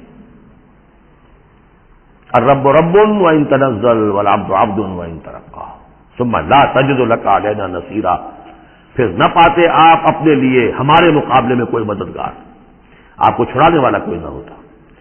میں ترجمہ وہی کر رہا ہوں کہ جو قرآن کے الفاظ ہیں، لیکن مفہوم سمجھ لیجیے، یہ سختی اصل میں حضور کی طرف نہیں ہے، بظاہر خطاب حضور کی طرف ہے، عتاب جو ہے خطاب حضور کی طرف، عتاب ہو رہا ہے ان پر جو دباؤ ڈال رہے ہیں کہ بدبختو ہمارے نبی کے لیے یہ بالکل ممکن نہیں ہے، یہ ہرگز نہیں کریں گے۔ وَإِن كَادُوا لَيَسْتَفِزُّونَكَ مِنَ الْأَرْضِ لِيُخْرِجُوكَ مِنْهَا، اور یہ تلے ہوئے اس بات پر کہ آپ کے قدم اکھاڑ دیں اس سرزمین سے، مکے سے، تاکہ یہاں سے نکال باہر کریں آپ کو، لِيُخْرِجُوكَ مِنْهَا، یہ گویا کہ بالکل آخری وقت ہے اب مکی دور کا کہ جس میں کہ وہ کشاکش انتہا کو پہنچ چکی تھی۔ وَإِذًا لَا يَلْبَسُونَ خِلَافَكَ إِلَّا قَلِيلًا، لیکن ساتھ ہی پیشن گوئی بھی ہے کہ ٹھیک ہے یہ تو نہیں کہا کہ یہ آپ کو نکال نہیں پائیں گے، اس کی نفی نہیں کی، لیکن یہ کہ پھر یہ بھی یہاں پر زیادہ دیر رہ نہیں سکیں گے، یعنی یہ کہ چند سال کی بات ہی ہے، 8 سال کے بعد، بلکہ بڑے بڑے سردار تو ان کے جو ہے 2 سال کے بعد ہی وہ بدر کے اندر جا کر کھیت رہے ہیں۔ ابو جہل کہاں رہا، عقبہ ابن ابی معیط کہاں رہا، سب ختم، بڑے بڑے سب کے سب سردار جو تھے جو غادری سب ختم ہو گئے۔ وَإِن كَادُوا لَيَسْتَفِزُّونَكَ مِنَ الْأَرْضِ، جیسے وہ پاؤں ڈگمگاتے ہیں، لڑکھڑاتے ہیں مرغی کے نوزائیدہ، اس بکری کے نوزائیدہ بچے کے، یہ چاہتے ہیں کہ آپ کے قدموں کو یہاں سے ہلا دیں۔ لَيَسْتَفِزُّونَكَ مِنَ الْأَرْضِ لِيُخْرِجُوكَ مِنْهَا، تاکہ وہ یہاں سے نکال دیں آپ کو۔ وَإِذًا لَا يَلْبَسُونَ خِلَافَكَ إِلَّا قَلِيلًا، اس صورت میں خود یہ بھی پھر یہاں پر زیادہ دیر نہیں رہ سکیں گے سوائے تھوڑا سا عرصہ۔ سنت من قد ارسلنا قبلک من رسلنا، اور یہ طریقہ رہا ہے، ہم نے آپ سے پہلے جتنے رسولوں کو بھیجا ان کے باب میں ہمارا یہی قانون رہا ہے کہ نبی جب ہجرت کر جاتا ہے تو پھر گویا کہ امان اٹھ جاتی ہے، پھر اس قوم کے اوپر عذاب آتا ہے۔ بلا تجد لسنتنا تحویلا، اور آپ ہماری اس سنت اور قانون اور قاعدے میں اور ضابطے میں کوئی تبدیلی نہیں پائیں گے۔ اقم الصلاۃ لدلوک الشمس الی غسق اللیل وقرآن الفجر، نماز کو قائم رکھیے سورج کے ذرا ڈھلنے سے لے کر رات کے تاریک ہو جانے تک۔ یہ اصل میں 5 وقتہ نماز کا اب نظام یہاں آ رہا ہے، اس طریقے سے نہیں دیا گیا لیکن اب نظام بتا دیا گیا ہے۔ وہ تو حضرت جبرائیل نے بتایا، وہ معاملہ بالکل دوسرا ہے، لیکن یہ کہ سورج ڈھلتا ہے، جیسے نصف النہار ہے، اس سے ذرا سورج جو ہے مغرب کی طرف گیا، ظہر، تھوڑی دیر بعد عصر، تھوڑی دیر بعد مغرب، پھر رات تاریک ہو گئی، عشاء، 4 نمازیں ہیں۔ اور سردیوں کے موسم میں تو لگتا ہے کہ پے بپے تابڑ توڑ آ رہی ہے، جو نماز مسجد میں پڑھتے ہیں تو گئے اور آئے اور گئے اور آئے، تو گویا کہ نماز کھڑی ہے، مسلسل قائم رکھو نماز کو سورج کے ڈھلنے سے لے کر اور رات کے تاریک ہو جانے تک، وقرآن الفجر۔ اور اب ایک اور نماز رہ گئی اور وہ ہے فجر کی، اور اسے تعبیر کیا قرآن الفجر، اس لیے کہ اس میں طویل قرات ہونی چاہیے، قرآن کا پڑھا جانا فجر کے وقت۔ ان قرآن الفجر کان مشہودا، اس لیے کہ یہ فجر کے وقت قرآن کا پڑھا جانا جو ہے یہ مشہود ہے، یعنی اس میں ایک تو یہ کہ حضور قلب ہوتا ہے انسان کا، سو کر اٹھا ہے آدمی، تر و تازہ ہے، حواس جو ہے تازہ ہیں، کوئی تکدر نہیں ہے، کوئی تکان نہیں ہے، تو ایک تو حضور قلب ہے، اور ایک یہ ہے کہ فرشتے بھی عصر اور فجر کے وقت جو ہے ان کی شفٹیں چینج ہوتی ہیں، یہ دونوں نمازوں میں یہ جو ہیں دونوں شفٹوں والے موجود ہوتے ہیں، رات والے آتے ہیں عصر کے وقت اور دن والوں کی چھٹی ہوتی ہے، اور فجر میں یہ ہے کہ رات والوں کی چھٹی ہونے والی ہے اور دن والے آ کر چارج لیتے ہیں، تو فرشتوں کی حاضری کا وقت ہے۔ وَمِنَ اللَّيْلِ فَتَهَجَّدْ بِهِ، اور نماز کے ایک حصے میں سے آپ جاگیے اس قرآن کے ساتھ، بہی کو یہاں نوٹ کیجئے، جیسے سورہ انعام میں نے بار بار نوٹ کرایا تھا، انذر بہی ذکر بہی، تبشیر ہو اس قرآن کے ذریعے سے، تذکیر اس قرآن کے ذریعے سے، انذار اس قرآن کے ذریعے سے، تو تہجد جو ہے جاگنا قرآن کے ساتھ جاگنا ہے۔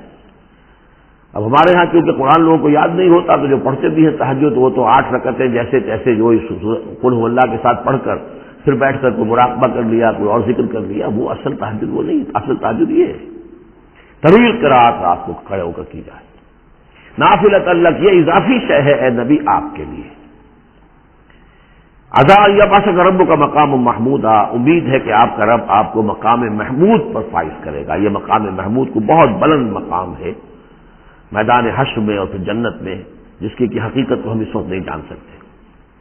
وقل رب ادخلنی مدخل صدق واخرجنی مخرج صدق، اب یہ ہجرت کا حکم ہے جو حضور کو دیا جا رہا ہے، یعنی جب وہ آیا ہے حکم، اجازت آئی ہے، تو ساتھ ہی یہ دعا بھی تلقین کر دی گئی، اور یہ کہیے اے رب میرے مجھے داخل فرما جہاں تو نے مجھے داخل کرنا ہے، یعنی یثرب میں، مدینہ منورہ میں، اس وقت تک اس کا نام یثرب تھا، تو میرا داخلہ جو ہے سچا داخلہ ہو، عزت کے ساتھ داخلہ ہو، اعزاز کے ساتھ داخلہ ہو، مبوع صدق جیسے سورہ یونس میں آیا تھا، واخرجنی مخرج صدق، اور یہاں مکے سے مجھے نکال، تو یہاں سے نکال باعزت طریقے پر، واجعل لی من لدنک سلطانا نصیرا، اور اب پھر آپ اپنے خزانہ فیض اور فضل سے مجھے سند عطا کیجئے، اختیار عطا کیجئے، حکومت کی طاقت عطا کیجئے، یعنی اب جو نیا دور آ رہا تھا، جو آپ جا رہے تھے مدینہ منورہ، تو اصل میں گویا کہ آپ کا استقبال تو وہاں ایسے ہونے والا تھا جیسے بادشاہ کا استقبال ہوتا، جاتے ہی وہاں آپ کو وہ حیثیت حاصل ہو گئی کہ اوس اور خزرج کے دونوں قبیلے جو ہیں انہوں نے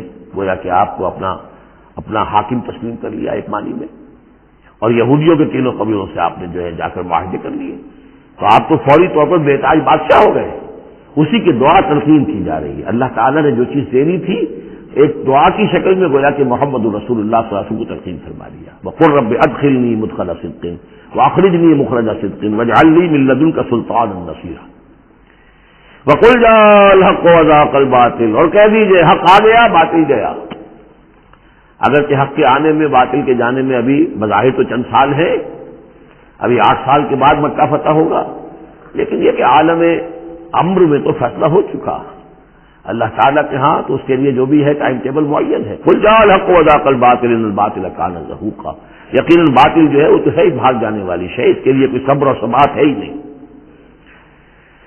وَنُنَزِّلُ مِنَ الْقُرْآنِ مَا هُوَ شِفَاءٌ وَرَحْمَةٌ لِّلْمُؤْمِنِينَ، اور ہم اس قرآن میں سے دیکھیے کتنی مرتبہ قرآن کا ذکر آ رہا ہے، سب سے زیادہ کثرت کے ساتھ قرآن مجید میں اگر اوسط لگائیں گے تو اس ایوریج کے ساتھ قرآن کا ذکر خود قرآن کی کسی صورت میں اتنا موجود نہیں ہے جتنا کہ سورہ بنی اسرائیل میں، اور ہم اس قرآن میں وہ چیز نازل فرما رہے ہیں مَا هُوَ شِفَاءٌ وَرَحْمَةٌ لِّلْمُؤْمِنِينَ، جو شفا ہے اور رحمت ہے اہل ایمان کے حق میں۔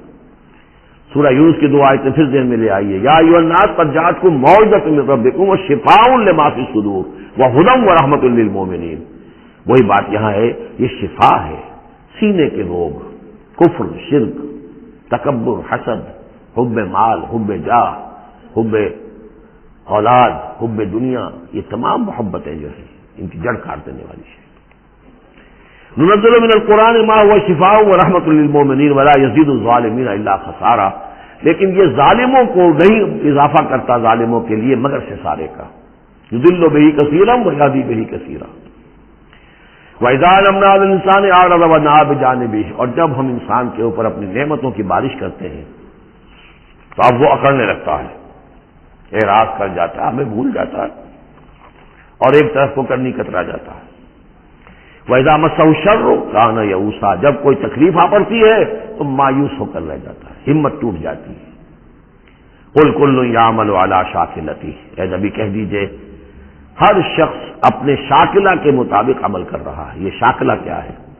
اس سے پہلے میں شاید بیان کر چکا ہوں، لا یکلف اللہ نفسا الا وسعها کے ذیل میں اللہ تعالیٰ نے ہر انسان کی ایک شخصیت کے کچھ حدود ہیں جو معین کی ہوئی ہیں، ان حدود سے وہ تجاوز نہیں کر سکتا، اس کا سارا امتحان انہی حدود کے اندر ہے۔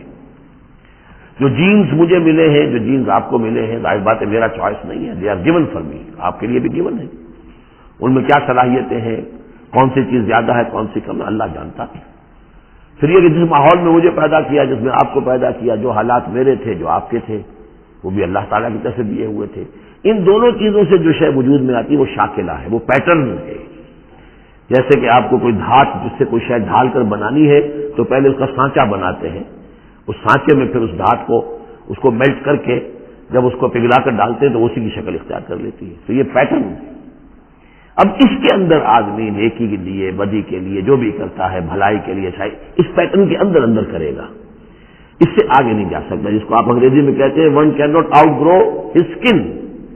کتنے ہی آپ پھیل جائیں، موٹے ہو جائیں، وہ کھال اور پھیل جائے گی، کھال سے باہر تو نہیں نکل سکے گی، کتنے ہی آپ فرما ہو جائیں۔ تو یہ شاکلہ ہے، اس شاکلہ کے اندر اندر آپ کو کام کرنا ہے۔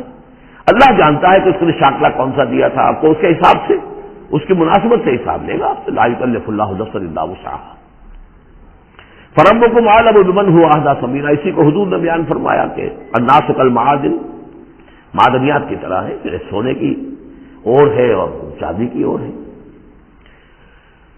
تو تیرا رب خوب جانتا ہے کہ کون ہے وہ کہ جو زیادہ ہدایت پر ہے، راستے پر، راستے کے اعتبار سے۔ وَيَسْأَلُونَكَ عَنِ الرُّوحِ، یہ ان تین سوالوں میں سے ایک تھا کہ جو پوچھے گئے تھے حضور سے امتحاناً۔ جیسے پہلے ایک سوال کیا گیا تھا کہ یہ بنی اسرائیل مصر کیسے پہنچ گئے، کیا ماجرا تھا ان کے پہنچنے کا، ایسے یہ تین سوال ایک مرتبہ انہوں نے پوچھوائے تھے یہودیوں نے، یہود کے علماء نے۔ یہ محمد نبوت کا دعویٰ کر رہے ہیں تو آپ لوگ پوچھئے ان سے ذرا، پہلی بات تو یہ پوچھئے کہ روح کی کیا حقیقت ہے، دوسرے یہ ذوالقرنین کون تھے، ان کے کیا حالات تھے، تیسرے اصحاب کہف کون تھے۔ تو اصحاب کہف اور ذوالقرنین کے سوالوں کا جواب سورہ کہف میں ہے جو اگلی سورت ہے۔ روح کے بارے میں یہاں مختصر جواب دیا جا رہا ہے۔ یہ یسألونک عن الروح، یہ آپ سے روح کے بارے میں پوچھ رہے، قل الروح من امر ربی وما اوتیتم من العلم الا قلیلا، یہ آپ کے رب کے امر میں سے ہے، یہ عالم امر کی شے ہے، اور نہیں دیا گیا تمہیں علم میں سے مگر تھوڑا سا۔ عالم امر کا علم تم حاصل نہیں کر سکتے، تمہارے لیے سارا علم جو ہے وہ عالم خلق کا علم ہے، تمہاری ساری جو ان السمع والبصر والفؤاد اس کی رسائی جو ہے وہ عالم خلق تک ہوگی، اس سے آگے نہیں۔ عالم امر کی باتیں جو ہے عالم غیب ہے، وہ تمہارے لیے اس پر تمہیں ایمان بالغیب لانا ہوگا۔ الذین یؤمنون بالغیب ویقیمون الصلاۃ ومما رزقناہم ينفقون۔ ہاں یہ جان لو کہ یہ اس عالم خلق کی شے نہیں ہے، یہ روح جو ہے کچھ اور شے کہیں اور سے آئی ہے، یہ عالم امر کی شے ہے۔ عالم امر جیسا کہ میں نے عرض کیا، یا فرشتے عالم امر سے متعلق ہیں یا ارواح انسانیہ، یا ان کی کمیونیکیشن جو ہوتی ہے، فرشتہ جب بات کرتا ہے تو وہ روح جس کو ہم کہتے ہیں وحی، وہ بھی روح ہے۔ تو یہ تین چیزیں ہیں کہ جن کا تعلق عالم امر سے ہے، اور روح انسانی بھی انہیں میں شامل ہے۔ وَلَئِن شِئْنَا لَنَذْهَبَنَّ بِالَّذِي أَوْحَيْنَا إِلَيْكَ ثُمَّ لَا تَجِدُ لَكَ بِهِ عَلَيْنَا وَكِيلًا إِلَّا رَحْمَةً مِّن رَّبِّكَ إِنَّ فَضْلَهُ كَانَ عَلَيْكَ كَبِيرًا۔ اور اے نبی اگر ہم چاہیں تو جو چیز ہم نے آپ کی جانب وحی کی ہے، یعنی یہ قرآن حکیم، اسے ہم آپ سے سلب کر لیں، لے جائیں، آپ کے سینے سے محو کر دیں اسے۔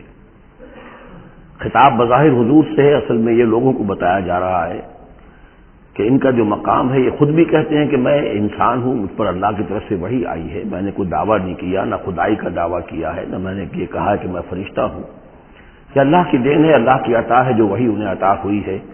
تو گویا کہ اسی بات کو مؤکد کرنے کا یہ ایک اسلوب ہے، ہم چاہیں تو جو چیز ہم نے انہیں دی ہے جب چاہیں سب کر سکتے ہیں۔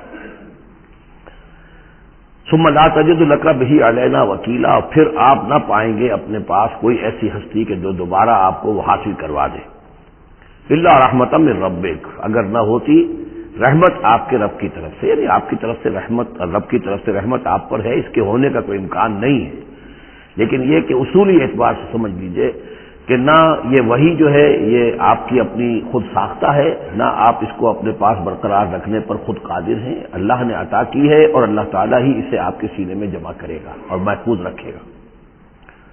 ان فضلہ کان علیک کبیرہ، اس میں کوئی شک نہیں کہ اللہ کا آپ پر جو فضل ہے وہ بہت بڑا ہے۔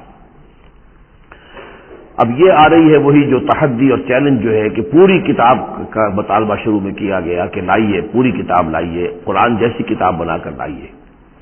قل لئن اجتمعت الانس والجن علی ان یاتوا بمثل ھذا القرآن، کہہ دیجئے کہ اگر تمام انسان اور جن جمع ہو کر کوشش کریں کہ اس قرآن جیسی کوئی کتاب تصنیف کر لیں، لا یاتون بمثلہ ولو کان بعضهم لبعض ظہیرا، نہیں لا سکیں گے اس جیسی کتاب، تصنیف نہیں کر سکیں گے، خواہ وہ ایک دوسرے کی کتنی ہی مدد کر لیں۔ وَلَقَدْ صَرَّفْنَا لِلنَّاسِ فِي هَذَا الْقُرْآنِ مِنْ كُلِّ مَثَلٍ، اور ہم نے تو قرآن میں، اس قرآن میں لوگوں کے لیے، ان کی ہدایت کے لیے، ان کی سبق آموزی کے لیے ہر مثال بیان کر دی ہے۔ فَأَبَىٰ أَكْثَرُ النَّاسِ إِلَّا كُفُورًا، لیکن اکثر لوگ جو ہیں وہ انکاری ہی ہیں اور وہ اڑے ہوئے ہیں کفران نعمت پر۔ وَقَالُوا لَن نُّؤْمِنَ لَكَ، اب یہ آگئی تفصیل، وہ جو معجزے مانگتے تھے، وہ کہتے ہیں ہم ہرگز نہیں مانیں گے آپ کو، آپ کی تصدیق نہیں کریں گے، حتیٰ تفجر لنا من الارض ينبوعا، یہاں تک کہ آپ اسی سرزمین مکہ میں ہمارے دیکھتے دیکھتے ایک چشمہ نکال دیں، او تکون لک جنت من نخیل، یا آپ کے لیے یہاں ایک باغ بن جائے، پیدا ہو جائے جو کھجوروں کا باغ ہو، وعنب، اور اس میں انگوروں کی بھی بیلیں ہوں، فتفجر الانہار خلالها تفجیرا، اور اس باغ کے اندر جو ہے آپ نہریں بھی جاری کر کے دکھا دیں، اور تسقط السماء کما زعمت علینا کسفا، یا یہ کہ پھر جیسے آپ کا خیال ہے کہ قیامت کی جو خبریں دے رہی ہیں کہ قیامت کے وقت جو ہے وہ آسمان جو ہے اس طرح ہو جائے گا اور پہاڑ جو ہے اس طرح ہو جائیں گے، تو آپ کا خیال ہے تو پھر آسمان کا کوئی ٹکڑا ہم پر گرا کر دکھا دیے، تسقط السماء کما زعمت علینا کسفا، کہ یہ آسمان جو ہے ٹکڑے ٹکڑے ہو کر ہم پر گر جائے، اور تاتیہ باللہ والملائکۃ قبیلا، یا پھر یہ کہ آپ اللہ کو اور فرشتوں کو لے آئیے ہمارے سامنے، وہ ہم رو در رو ان کو دیکھ لیں، اور یکون لک بیت من زخرف، یا پھر آپ کے لیے ایک محل، ایک سنہری محل جو ہے تعمیر ہو جائے، اور ترقی فی السماء، یا پھر آسمان میں چڑھ کر دکھائیں، ولن نؤمن لرقیک حتی تنزل کتابا نقرأہ، اور ہم نہیں مانیں گے آپ کے چڑھنے کو بھی جب تک کہ آپ لے کر نہ اترے ایک کتاب جسے خود ہم پڑھیں کہ ہاں اس کتاب میں یہ لکھا ہوا ہے۔ ان تمام مطالبات کے جواب میں کیا فرمایا؟ قل، کہہ دیجئے سبحان ربی، میرا رب پاک ہے، هل كنت الا بشرا رسولا، میں اس کے سوا اور کیا ہوں کہ ایک بشر ہوں، رسول، میں انسان ہوں، صرف یہ کہ مجھ پر وحی آئی ہے اور وہ وحی میں تمہیں پہنچانے پر مامور ہوں۔ بنیادی فرق یہ ہے، باقی یہ کہ سیرت و کردار کا جو فرق عظیم ہے وہ تم بھی جانتے ہو، میں تمہارے درمیان ایک عمر گزار چکا ہوں، لیکن نوعیت جو ہے وہ تو یہ ہے کہ میں بھی ایک انسان ہوں، میں بھی اسی طرح پیدا ہوا ہوں جیسا تم پیدا ہوئے ہو، میرے والدین تھے، میں بھی کھانا کھاتا ہوں، میں بھی بازاروں میں چلتا پھرتا رہا ہوں، میں کاروبار کرتا رہا ہوں، میں نے بزنس کیا ہے ہر سطح کا، یہ سب تمہیں معلوم ہے۔ هل كنت الا بشرا رسولا، میں کیا ہوں سوائے اس کے کہ ایک بشر ہوں اور رسول۔ وما منع الناس ان يؤمنوا اذ جاءهم الهدى، اور نہیں روکا ہے لوگوں کو ایمان لانے سے جبکہ ان کے پاس ہدایت آ گئی، الا ان قالوا ابعث اللہ بشر رسولا، مگر اس بات نے کہ انہوں نے کہا کہ کیا اللہ نے کسی بشر کو رسول بنا کر بھیجا ہے؟ رسول تو پھر کوئی فرشتہ آتا۔ اب اس کی جو دلیل یہاں دی گئی ہے وہ بہت اہم ہے۔ قل لو کان فی الارض ملائکۃ یمشون مطمئنین، کہہ دیجئے اگر زمین میں فرشتے آباد ہوتے اور چل رہے ہوتے یہاں پر اطمینان کے ساتھ، لنزلنا علیہم من السماء ملکا رسولا، تو پھر ہم آسمان سے ان پر کسی فرشتے ہی کو رسول بنا کر بھیجتے۔ یعنی رسول کا کام یہ ہدایت دینا، بات سمجھانا، پھر اپنی زندگی میں نمونہ پیش کرنا۔ انسانوں کے لیے فرشتہ کیسے نمونہ ہو جائے گا؟ انسانوں کے لیے تو انسان نمونہ ہوگا، فرشتوں کے لیے فرشتہ نمونہ ہوگا۔ فرشتہ جو ہے آ بھی جائے یہاں پر تو کہیں گے صاحب اس کو تو نہ کھانے پینے کی ضرورت ہے، نہ اس کا جورو جاتا ہے، اس کو تو کوئی ضروریات ہی نہیں ہے، یہ ٹھیک ٹھیک آدمی ہے اور ٹھیک ٹھیک اس کا کردار ہے، تو ٹھیک ہے ہم کیسے کریں، ہمارے تو جوری جاتا ہے، ہمارا رشتہ ہے، ہمارے بچے ہیں، ہمیں پیٹ لگا ہوا ہے، ہمیں یہ ہے، ہمیں وہ ہے۔ تو انسانوں کے اوپر حجت قائم کرنے کے لیے تو ظاہر بات ہے کہ انسانی رسول بھیجے جا سکتے ہیں، ہاں فرشتے آباد ہوتے تو فرشتے کو بھیج دیتے۔ قل لو كان في الارض ملائكة يمشون مطمئنين لنزلنا عليهم من السماء ملكا رسولا قل كفى بالله شهيدا بيني وبينكم، اے نبی کہہ دیجئے اب اللہ کافی ہے میرے اور تمہارے درمیان گواہ، بہت رد و قضا ہو چکی ہے، اب تو جو فیصلہ ہے وہ اللہ کرے گا اور وہ گواہ کافی ہے۔ انه كان بعباده خبيرا بصيرا، اور وہ اپنے بندوں کو دیکھ رہا ہے، باخبر ہے، میرے حال سے بھی واقف ہے اور تمہاری جو کیفیت ہے اس کو بھی جانتا ہے۔ وَمَن يَهْدِ اللَّهُ فَهُوَ الْمُهْتَدِ، اور جسے اللہ ہی ہدایت دیتا ہے وہی ہدایت یافتہ ہوتا ہے۔ وَمَن يُضْلِلْ فَلَن تَجِدَ لَهُ أَوْلِيَاءَ مِن دُونِهِ، اور جس کی کہ ضلالت پر اس کی طرف سے فیصلہ ہو چکا ہو تو پھر اس کے لیے تم نہیں پاؤ گے کوئی بھی ولی اس کے سوا۔ وَنَحْشُرُهُمْ يَوْمَ الْقِيَامَةِ عَلَىٰ وُجُوهِهِمْ عُمْيًا وَبُكْمًا وَصُمًّا، اور ہم انہیں جمع کریں گے قیامت کے دن میدان حشر میں تو وہ منہ کے بل اوندھے چلیں گے، اندھے ہوں گے، گونگے ہوں گے، بہرے ہوں گے۔ مَأْوَاهُمْ جَهَنَّمُ، اور ان کا ٹھکانہ ہوگی آگ جہنم، کلما خبت، جیسے جیسے وہ بجھنے لگے گی زدناہم سعیرا، ہم اسے اور بھڑکا دیا کریں گے، یعنی یہ کہ اگر کہیں اس کی شدت میں کمی آئے گی ہم اس میں پھر اضافہ کر دیں گے۔ ذالک جزاؤہم بانہم کفروا، اور یہ ان کے لیے جزا ہے اس لیے کہ انہوں نے کفر کیا بآیاتنا، ہماری آیات کا، وقالوا اذا كنا عظاما ورفاتا، اور انہوں نے کہا کہ کیا جب ہو جائیں گی ہڈیاں اور وہ بھی چورا چورا، انا لمبعوثون خلقا جدیدا، تو کیا ہم دوبارہ اٹھا لیے جائیں گے ایک نئی تخلیق کی صورت میں۔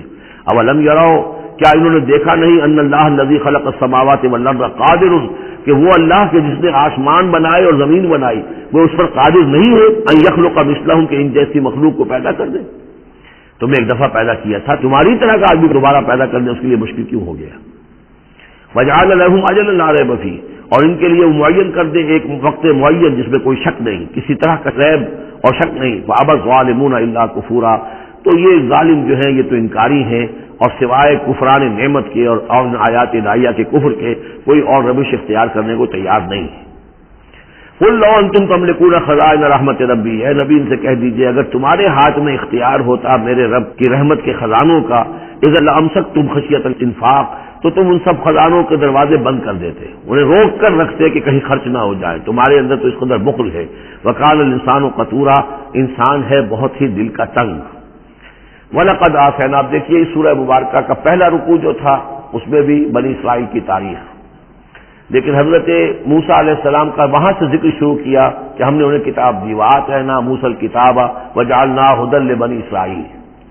اور یہ واقعہ کب ہوا ہے کہ جبکہ مصر سے وہ نکل کر آ چکے تھے صحرائے سینا میں، گویا کہ پوری داستان جو مصر کی تھی اس کا وہاں پر تذکرہ نہیں ہے، لیکن اس سورہ مبارکہ کے آخری رکوع میں پھر حضرت موسیٰ کا ذکر آ رہا ہے۔ یہ گویا کہ خاص اسلوب ہے اس قرآن مجید کی صورتوں کا، خاص طور پر جو صورتیں کہ ایک ہی وقت میں خطبے کی شکل میں نازل ہوں، ان کی ایک تو یہ کہ ابتدائی اور آخری آیات جو ہیں ان کی ایک خصوصی اہمیت اور فضیلت ہوتی ہے، اور دوسرا یہ کہ ان کے اندر خاص ربط ہوتا ہے۔ تو بنی اسرائیل کی تاریخ کے بعد کے ادوار وہاں آئے ہیں، لیکن جو مصر کے اندر ان کے ساتھ ہوا ہے اس کا ذکر اب یہاں ہو رہا ہے۔ وَلَقَدْ آتَيْنَا مُوسَىٰ 9 آیات بینات، اور ہم نے موسیٰ کو 9 نشانیاں دی تھی روشن۔ 2 نشانیاں تو وہ تھیں کہ جو وہ اولین مرحلے پر اللہ تعالیٰ نے ان کو دی تھی، یعنی یہ کہ ایک عصا جو کہ وہ سانپ بن جاتا تھا یا اژدہا بن جاتا تھا، اور دوسرے ان کا وہ ہاتھ کے جو چمکنے لگتا تھا۔ اس کے بعد 7 نشانیاں ان کو جو اور دکھائی گئی مختلف اوقات میں، ان پر جو عذاب آئے اور حضرت موسیٰ کے دعا کرنے سے پھر وہ وقت پر ٹل جاتے رہے، تو ان میں سے سنین، نقص من الثمرات، طوفان، جراد یعنی ٹڈی دل، قمل چچڑیاں، ضفادع یعنی مینڈک، اور خون کی بارش، یہ تمام جو ہے یہ سورہ اعراف کے اندر تفصیل گزر چکی ہے۔ لقد آتینا موسیٰ 9 آیات بینات فاسأل بنی اسرائیل اذ جاءہم، تو ذرا پوچھ لو ان بنی اسرائیل سے کہ جب موسیٰ ان کے پاس آئے، فقال له فرعون، تو فرعون نے ان سے کہا انی لاظنک یا موسیٰ مسحورا، کہ میں تو یہ سمجھتا ہوں کہ اے موسیٰ تم پر کوئی جادو ہو گیا ہے۔ اب دیکھیے یہی لفظ آیا یہاں پر جو حضور کے بارے میں صورت میں آیا ہے، ان تتبعون الا رجلا مسحورا، تم نہیں پیروی کر رہے ہو مگر ایک ایسے شخص کی جس کے اوپر سحر ہو گیا ہے۔ یہی بات کہی گئی تھی حضرت موسیٰ علیہ السلام سے۔ فرعون نے کہا انی لاظنک یا فرعون مسحورا، اے فرعون میں تو یہ سمجھتا ہوں کہ تم پر جادو ہو گیا ہے۔ قال لقد علمت ما انزل هؤلاء الا رب السماوات والارض، اب ظاہر بات ہے کہ یہ حضرت موسیٰ علیہ السلام ہے، ویسے بھی جلالی مزاج تھا ان کا، پھر یہ فرعون جس سے یہ مکالمہ ہو رہا ہے ان کے چھوٹے بھائی کے مانند بھی تھا، تو اس سے اسی انداز میں بات کر رہے ہیں، اس میں تنتنا وہی ہے۔ لقد علمت، تجھے خوب معلوم ہے، ما انزل ہؤلاء، نہیں اتارا ہے نشانیوں کو، الا رب السماوات والارض، مگر اسی نے کہ جو آسمانوں اور زمین کا مالک ہے، بصائر، سجھانے کے لیے، دکھانے کے لیے، تمہاری آنکھیں کھولنے کے لیے۔ وانی لازمک یا فرعون مسبورا، اور اے فرعون تو سمجھتا ہے کہ مجھ پر جادو ہو گیا ہے، اب میں یہ سمجھتا ہوں کہ تو تباہی اور ہلاکت کے کنارے تک پہنچ چکا ہے، اب تیری بربادی اور تیری ہلاکت یقینی ہے۔ فاراد ان یستفزهم من الارض، تو فرعون نے ارادہ کیا کہ انہیں اکھاڑ پھینکے زمین سے، یعنی جو بھی اس نے شکل اختیار کی تھی کہ لڑکوں کو قتل کرو اور لڑکیوں کو زندہ رکھ لو، ظاہر بات ہے قوم کے استحصال کا اور اس کو ختم کرنے کا اس سے اور زیادہ عمدہ ذریعہ کیا ہو سکتا ہے۔ فاغرقناہ ومن معہ جمیعا، تو غرق کر دیا ہم نے اس کو، اس کے جتنے بھی لوگ اس کے ساتھ تھے ان سب کو۔ وقلنا من بعدہ لبنی اسرائیل اسکنوا الارض، اور پھر ہم نے کہہ دیا بنی اسرائیل سے اس کے بعد کہ اب زمین میں تم آباد ہو جاؤ۔ فاذا جاء وعد الآخرۃ جئنا بکم لفیفا، جب پھر اگلا وعدے کا وقت آئے گا، پچھلے وعدے کا وقت آئے گا تو ہم لے آئیں گے تمہیں سب کو سمیٹ کر۔ یہ وعد الآخرہ سے مراد اکثر و بیشتر تو لیا گیا آخرت کا وعدہ، جب قیامت آئے گی، یعنی تم زمین میں رہو، قیامت آئے گی تم سب کو ہم جھاڑو پھیر کر جمع کریں گے، سب کے سب جمع ہوں گے، ایک میدان حشر میں آئیں گے، سب کے سب جمع ہو جائیں گے، جیسے کہ کہیں جو ہے وہ باغ میں جو ہے جھاڑو دی جاتی ہے اور سب کو جمع کر لیا جاتا ہے، ٹنکوں وغیرہ کو، جئنا بکم لفیفا، تم سب کو لپیٹ کر لے آئیں گے۔ لیکن میرا گمان یہ ہے کہ اس کے اندر اشارہ ہے اس بات کی طرف کہ جو ڈائسپورا کا پیریڈ جو چل رہا تھا بنی اسرائیل کی تاریخ کا، جو شروع ہوئے حضور کی بعثت کے وقت جو ہے 500 برس ہو چکے تھے، اور جب یہ صورت نازل ہو رہی ہے تو گویا کہ 550 برس ہو چکے تھے ان کے ڈائسپورا کو، اس لیے کہ 40 برس کی عمر میں تو حضور پر وحی شروع ہوئی ہے اور کم سے کم 10-12 سال اور بیت چکے ہیں۔ 550 برس سے وہ نکال دیے گئے تھے سرزمین فلسطین سے، اور وہ منتشر ہو گئے تھے پوری زمین میں، کوئی کہیں کوئی کہیں کوئی کہیں، لیکن اشارہ کیا جا رہا ہے کہ جب آخرت کا وقت قریب آئے گا تو تم سب کو سمیٹ کر لے آئیں گے، جیسے کہ آج ان کو جھاڑو پھیر کر پوری دنیا میں یہودیوں کو فلسطین میں جمع کیا جا رہا ہے، اس لیے کہ ان کا جو آخری جو انجام ہے، جس سزا کے یہ مستحق ہو چکے تھے حضرت مسیح علیہ السلام کو رد کر کے، اور جس سزا کی مزید توثیق ہو گئی جبکہ انہوں نے حضور پر بھی ایمان لانے سے انکار کر دیا، تو اب یہ کنڈمڈ پرزنرز کے مانند ہے کہ اب ان کی سزا تو ہو چکی ہے لیکن اس کی ایگزیکیوشن ابھی باقی ہے۔ وہ ایگزیکیوشن جو ہے قریب وہ وقت آنے والا ہے کہ جب ان کی ایگزیکیوشن ہوگی، اور ظاہر بات ہے پوری دنیا میں پھیلے ہوئے کے لیے وہ ایگزیکیوشن جو ہے اس کے بجائے بہتر شکل یہ کہ ان کو سمیٹ کر لے آیا جائے۔ تو در حقیقت یہ گریٹر اسرائیل کا قیام جو بھی ہو رہا ہے، اسرائیل تو قائم ہو گیا ہے اور این ممکن ہے کہ گریٹر اسرائیل بھی قائم ہو جائے جیسا کہ ان کا نقشہ ہے، لیکن یہ کہ وہ ان کا گریٹر گریو یارڈ بنے گا، پھر بالآخر حضرت مسیح ہی زمین پر دوبارہ نازل کیے جائیں گے اور انہی کے ذریعے سے اس قوم کی ہلاکت ہوگی آخری۔ تو جب وہ وقت آئے گا قیامت کے وعدے کا تو پھر ہم تمہیں لے آئیں گے سمیٹ کر، پوری دنیا میں سے جھاڑو پھیر کر تمہیں سب کو ایک جگہ جمع کر لیں گے، واللہ عالم۔ اب اس کے بعد پھر اس سورہ مبارکہ کی آخری آیات میں قرآن مجید کا تذکرہ جو ہے بڑے شاندار الفاظ میں ہے، وَبِالْحَقِّ أَنزَلْنَاهُ وَبِالْحَقِّ نَزَلَ۔ اس کو تو جب تک اس طرح زور دے کر نہ پڑھا جائے تو اس کا جو اصل جو ہے اس کا اثر وہ ظاہر نہیں ہوتا۔ اس قرآن کو ہم نے حق کے ساتھ نازل کیا ہے اور یہ حق کے ساتھ نازل ہوا ہے۔ یہ بالکل ایسے ہی ہے جیسے کہ سورۃ طارق میں ہے، وما هو بالهزل انه لقول فصل وما هو بالهزل۔ یہ قرآن اب قول فیصل بن کر نازل ہوا ہے، جیسے کہ حضور نے فرمایا، حضرت عمر رضی اللہ تعالیٰ عنہ راوی ہے کہ ان اللہ یرفع بهذا الكتاب اقواما ويضع به آخرین، اب اللہ تعالیٰ اسی کتاب کی بدولت قوموں کو اٹھائے گا، مسلمانوں کو اٹھایا، عروج پر پہنچایا، اور اب ہم مسلمانوں نے اسے ترک کر دیا تو ہمیں زمین پر گرا دیا ہے۔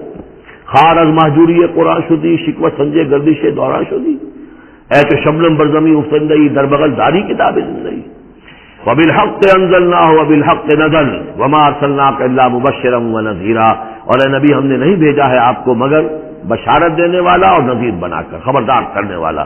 وقرآنا فرقناہ، اور یہ قرآن جو ہے اس نے ہم نے ٹکڑے ٹکڑے کر کے بھیجا ہے، تھوڑا تھوڑا کر کے بھیجا ہے، ایک دم پورا نہیں اتار دیا ہے۔ لتقرأوا علی الناس علی مکث، تاکہ آپ یہ پڑھیں لوگوں پر، لوگوں کو سنائیں پڑھ کر، ٹھہر ٹھہر کر، حالات کے مطابق، جن حالات سے کہ آپ کی دعوت اور تحریک گزر رہی ہو اسی کی مناسبت سے آیات نازل ہوں، سابقہ رسولوں کے حالات میں سے بھی جو واقعات کے اس دور کے ساتھ مناسبت رکھنے والے ہیں انہی کا تذکرہ کیا جائے. وَنَزَّلْنَاهُ تَنزِيلًا، اور ہم نے اس کو اتارا ہے تھوڑا تھوڑا کر کے. قُلْ آمِنُوا بِهِ أَوْ لَا تُؤْمِنُوا، اے نبی کہہ دیجئے تم اس پر ایمان لاؤ خواہ نہ لاؤ. ان الذین اوتوا العلم من قبلہ، یقیناً وہ لوگ جنہیں اس سے پہلے علم دیا گیا تھا، اذا یتلی علیہم، جب یہ قرآن ان کو پڑھ کر سنایا جاتا ہے، یخرون للاذقان سجدا، تو وہ اپنی ٹھوڑیوں کے بل سجدے میں گر پڑتے ہیں. وَيَقُولُونَ، اور کہتے ہیں سبحان ربنا.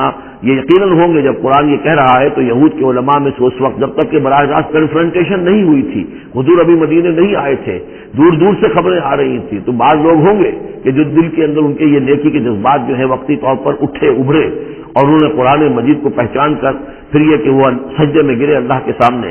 وَيَقُولُونَ سُبْحَانَ رَبِّنَا إِن كَانَ وَعْدُ رَبِّنَا لَمَفْعُولًا، اور وہ کہتے ہیں پاک ہے ہمارا رب، اور یقیناً ہمارے رب کا وعدہ تو پورا ہو کر رہنا ہی تھا. اللہ کا تو وعدہ تھا، اللہ نے کہا تھا کہ ایک آخری نبی میں بھیجوں گا، اللہ نے کہا تھا اس کے منہ میں اپنا کلام ڈالوں گا. یہ کتاب استثناء جو ہے ڈیٹرانومی، اس کا باب جو ہے 18، اس کی 18 اور 19ویں آیات کے اندر ہے کہ میں ان کے بھائیوں میں سے اے موسیٰ تیرے مانند ایک نبی اٹھاؤں گا. ان کے بھائیوں میں سے، بنی اسرائیل کے بھائی بنی اسماعیل، ان میں سے تیرے مانند ایک نبی اٹھاؤں گا اور اس کے منہ میں اپنا کلام ڈالوں گا اور وہ لوگوں سے وہی کچھ کہے گا کہ جو میں اسے بتاؤں گا. اب اس کی مصداق آ گیا، ان کان وعد ربنا لمفعولا، یقیناً ہمارے رب کا وعدہ تو پورا ہونا ہی تھا. وَيَخِرُّونَ لِلْأَذْقَانِ يَبْكُونَ، اور وہ گر پڑتے ہیں اپنی ٹھوڑیوں کے بل روتے ہوئے. وَيَزِيدُهُمْ خُشُوعًا، اور ان کے اندر خشوع اور خضوع کے اندر اضافہ ہو جاتا ہے. آیت سجدہ ہے، سجدہ کر لیجیے. یہ عظیم خزانے ہیں معرفت خداوندی کے اور توحید ربانی کے. اسی طرح کی 2 آیات آئیں گی سورہ کہف کے آخر میں. قُلِ ادْعُوا اللَّهَ أَوِ ادْعُوا الرَّحْمَٰنَ، کہو کہ چاہے اللہ کہہ کر پکار لو اور چاہے رحمان کہہ کر پکار لو. أَيَّمَّا تَدْعُوا، جس سے تم پکارو، فَلَهُ الْأَسْمَاءُ الْحُسْنَىٰ، یہ جان لو کہ تمام اچھے نام اسی کے ہیں. ہر خیر، ہر خوبی، ہر بلائی، ہر حسن، ہر کمال، ہر جمال، جو بھی تم تصور کر سکتے ہو، any good, any beauty, any perfection, جس چیز کا تصور کرو وہ اللہ کی ذات میں بتمام و کمال موجود ہے. فَلِلَّهِ الْأَسْمَاءُ الْحُسْنَىٰ قُلِ ادْعُوا اللَّهَ أَوِ ادْعُوا الرَّحْمَٰنَ أَيَّمَّا تَدْعُوا فَلَهُ الْأَسْمَاءُ الْحُسْنَىٰ وَلَا تَجْهَرْ بِصَلَاتِكَ وَلَا تُخَافِتْ بِهَا، اور جب اس سے تم سرگوشی کیا کرو، مناجات کیا کرو نماز پہ، تو نہ تو اپنی آواز بہت پست رکھو اور نہ ہی اس کو بہت زیادہ بلند کرو. وَابْتَغِ بَيْنَ ذَلِكَ سَبِيلًا، بلکہ اس کے بین ایک روش اختیار کرو. آخری آیت جو ہے یہ یوں سمجھیے کہ اپنے مضمون کی مناسبت کے اعتبار سے تو واقعتاً یہ ہے کہ یہ سورہ اخلاص کے تقریباً ہم وزن آیت ہے. 5 انداز سے اس میں اللہ تعالیٰ کی توحید اور عظمت کا بیان ہے ایک آیت میں. قُلِ الْحَمْدُ لِلَّهِ، کہیے کل حمد، کل شکر اللہ کے لیے. الذی لم یتخذ ولدا، دوسری بات جس نے کہ کسی کو اپنی اولاد نہیں بنایا، نہ بیٹا نہ بیٹی. لم یلد ولم یولد، سورہ اخلاص. ولم یکن لہ شریک فی الملک، نمبر 3 اس کا کوئی ساجی نہیں ہے بادشاہی میں، تنہا مالک ہے، مالک الملک، کوئی اختیار کسی کے پاس نہیں ہے. چوتھی بات ولم یکن لہ ولی من الذل، اس کا کوئی ولی کمزوری کی وجہ سے نہیں ہے. تم دوستیاں نبھاتے ہو، پالتے ہو اس لیے کہ تمہیں ضرورت ہوتی ہے، دوست وقت پہ کام آئے گا. تم اس کی کبھی کوئی ناجائز بات بھی ماننے پہ مجبور ہو جاتے، دوست ہے اس کی بات کیسے ٹال دی؟ اس لیے کہ دل میں یہ ہوتا ہے کہ کبھی مجھے بھی اس سے کوئی بات منوانی پڑے گی، ضرورت ہو سکتا ہے. اللہ کو کوئی احتیاج نہیں. تمہاری دوستیوں کے ساتھ تمہاری احتیاجیں، تمہاری کمزوریاں بھی وابستہ ہیں. اللہ کی دوستی ہے لیکن اس کی کسی کمزوری کی بنیاد پر نہیں. یہ تصور ذہن سے نکال دو. لہٰذا اللہ پر کوئی دھوس نہیں جما سکتا، اللہ سے کوئی بات کوئی جبرن جو ہے اپنی طاقت کے بل پر بنوا نہیں سکتا. اور سب سے بڑی پھر 5ویں بات وَکَبِّرْہُ تَکبیرًا، اس کی تکبیر کرو جیسے کہ تکبیر کا حق ہے. اور تکبیر کرو کہ میں نے ترجمہ کیا ہے، تکبیر کہنے سے صرف نہیں ہو جاتی. اللہ اکبر کہنا جو ہے یہ تو صرف ایک پہلا درجہ ہے. ہم نے کہا اللہ بڑا ہے، اللہ کو بڑا کرو جیسا کہ بڑا ہونا چاہیے. تمہاری پارلیمنٹ میں اس کی بڑائی مانی جائے، طے ہو اس پارلیمنٹ کے اوپر تلوار لٹکی ہوئی ہے، کتاب و سنت کے خلاف کوئی قانون سازی جہاں نہیں ہو سکتی. تب معلوم ہوا کہ اس پارلیمنٹ میں اللہ بڑا ہے. تمہاری عدالت کے اندر اللہ بڑا ہو، معلوم ہو کہ اللہ کے قوانین کے خلاف یہاں کوئی فیصلہ نہیں ہو سکتا. ومن لم یحکم بما انزل اللہ فاولئک هم الکافرون. جب تک اس پر عمل نہیں ہوتا اللہ پڑا کہاں ہے؟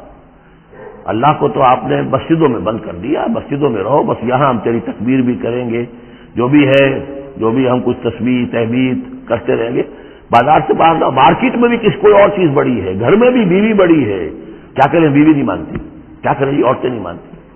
بات تو واقعی غلط ہے، آپ جو کہہ رہے ہیں بات صحیح ہے، لیکن کیا کریں، عورتیں نہیں مانتی. کون بڑا ہے؟ بڑا تو پھر اللہ نہیں ہے. کبر ہو تکبیرا، اسے بڑا کرو جیسے کہ بڑا کرنے کا حق ہے. تو یہ 5 اسلوب ہیں اس میں کہ جو توحید کے بیان ہوئے ہیں. بارک اللہ لی و لکم فی القرآن العظیم و نفعنی و ایاکم بالآیات والذکر الحکیم.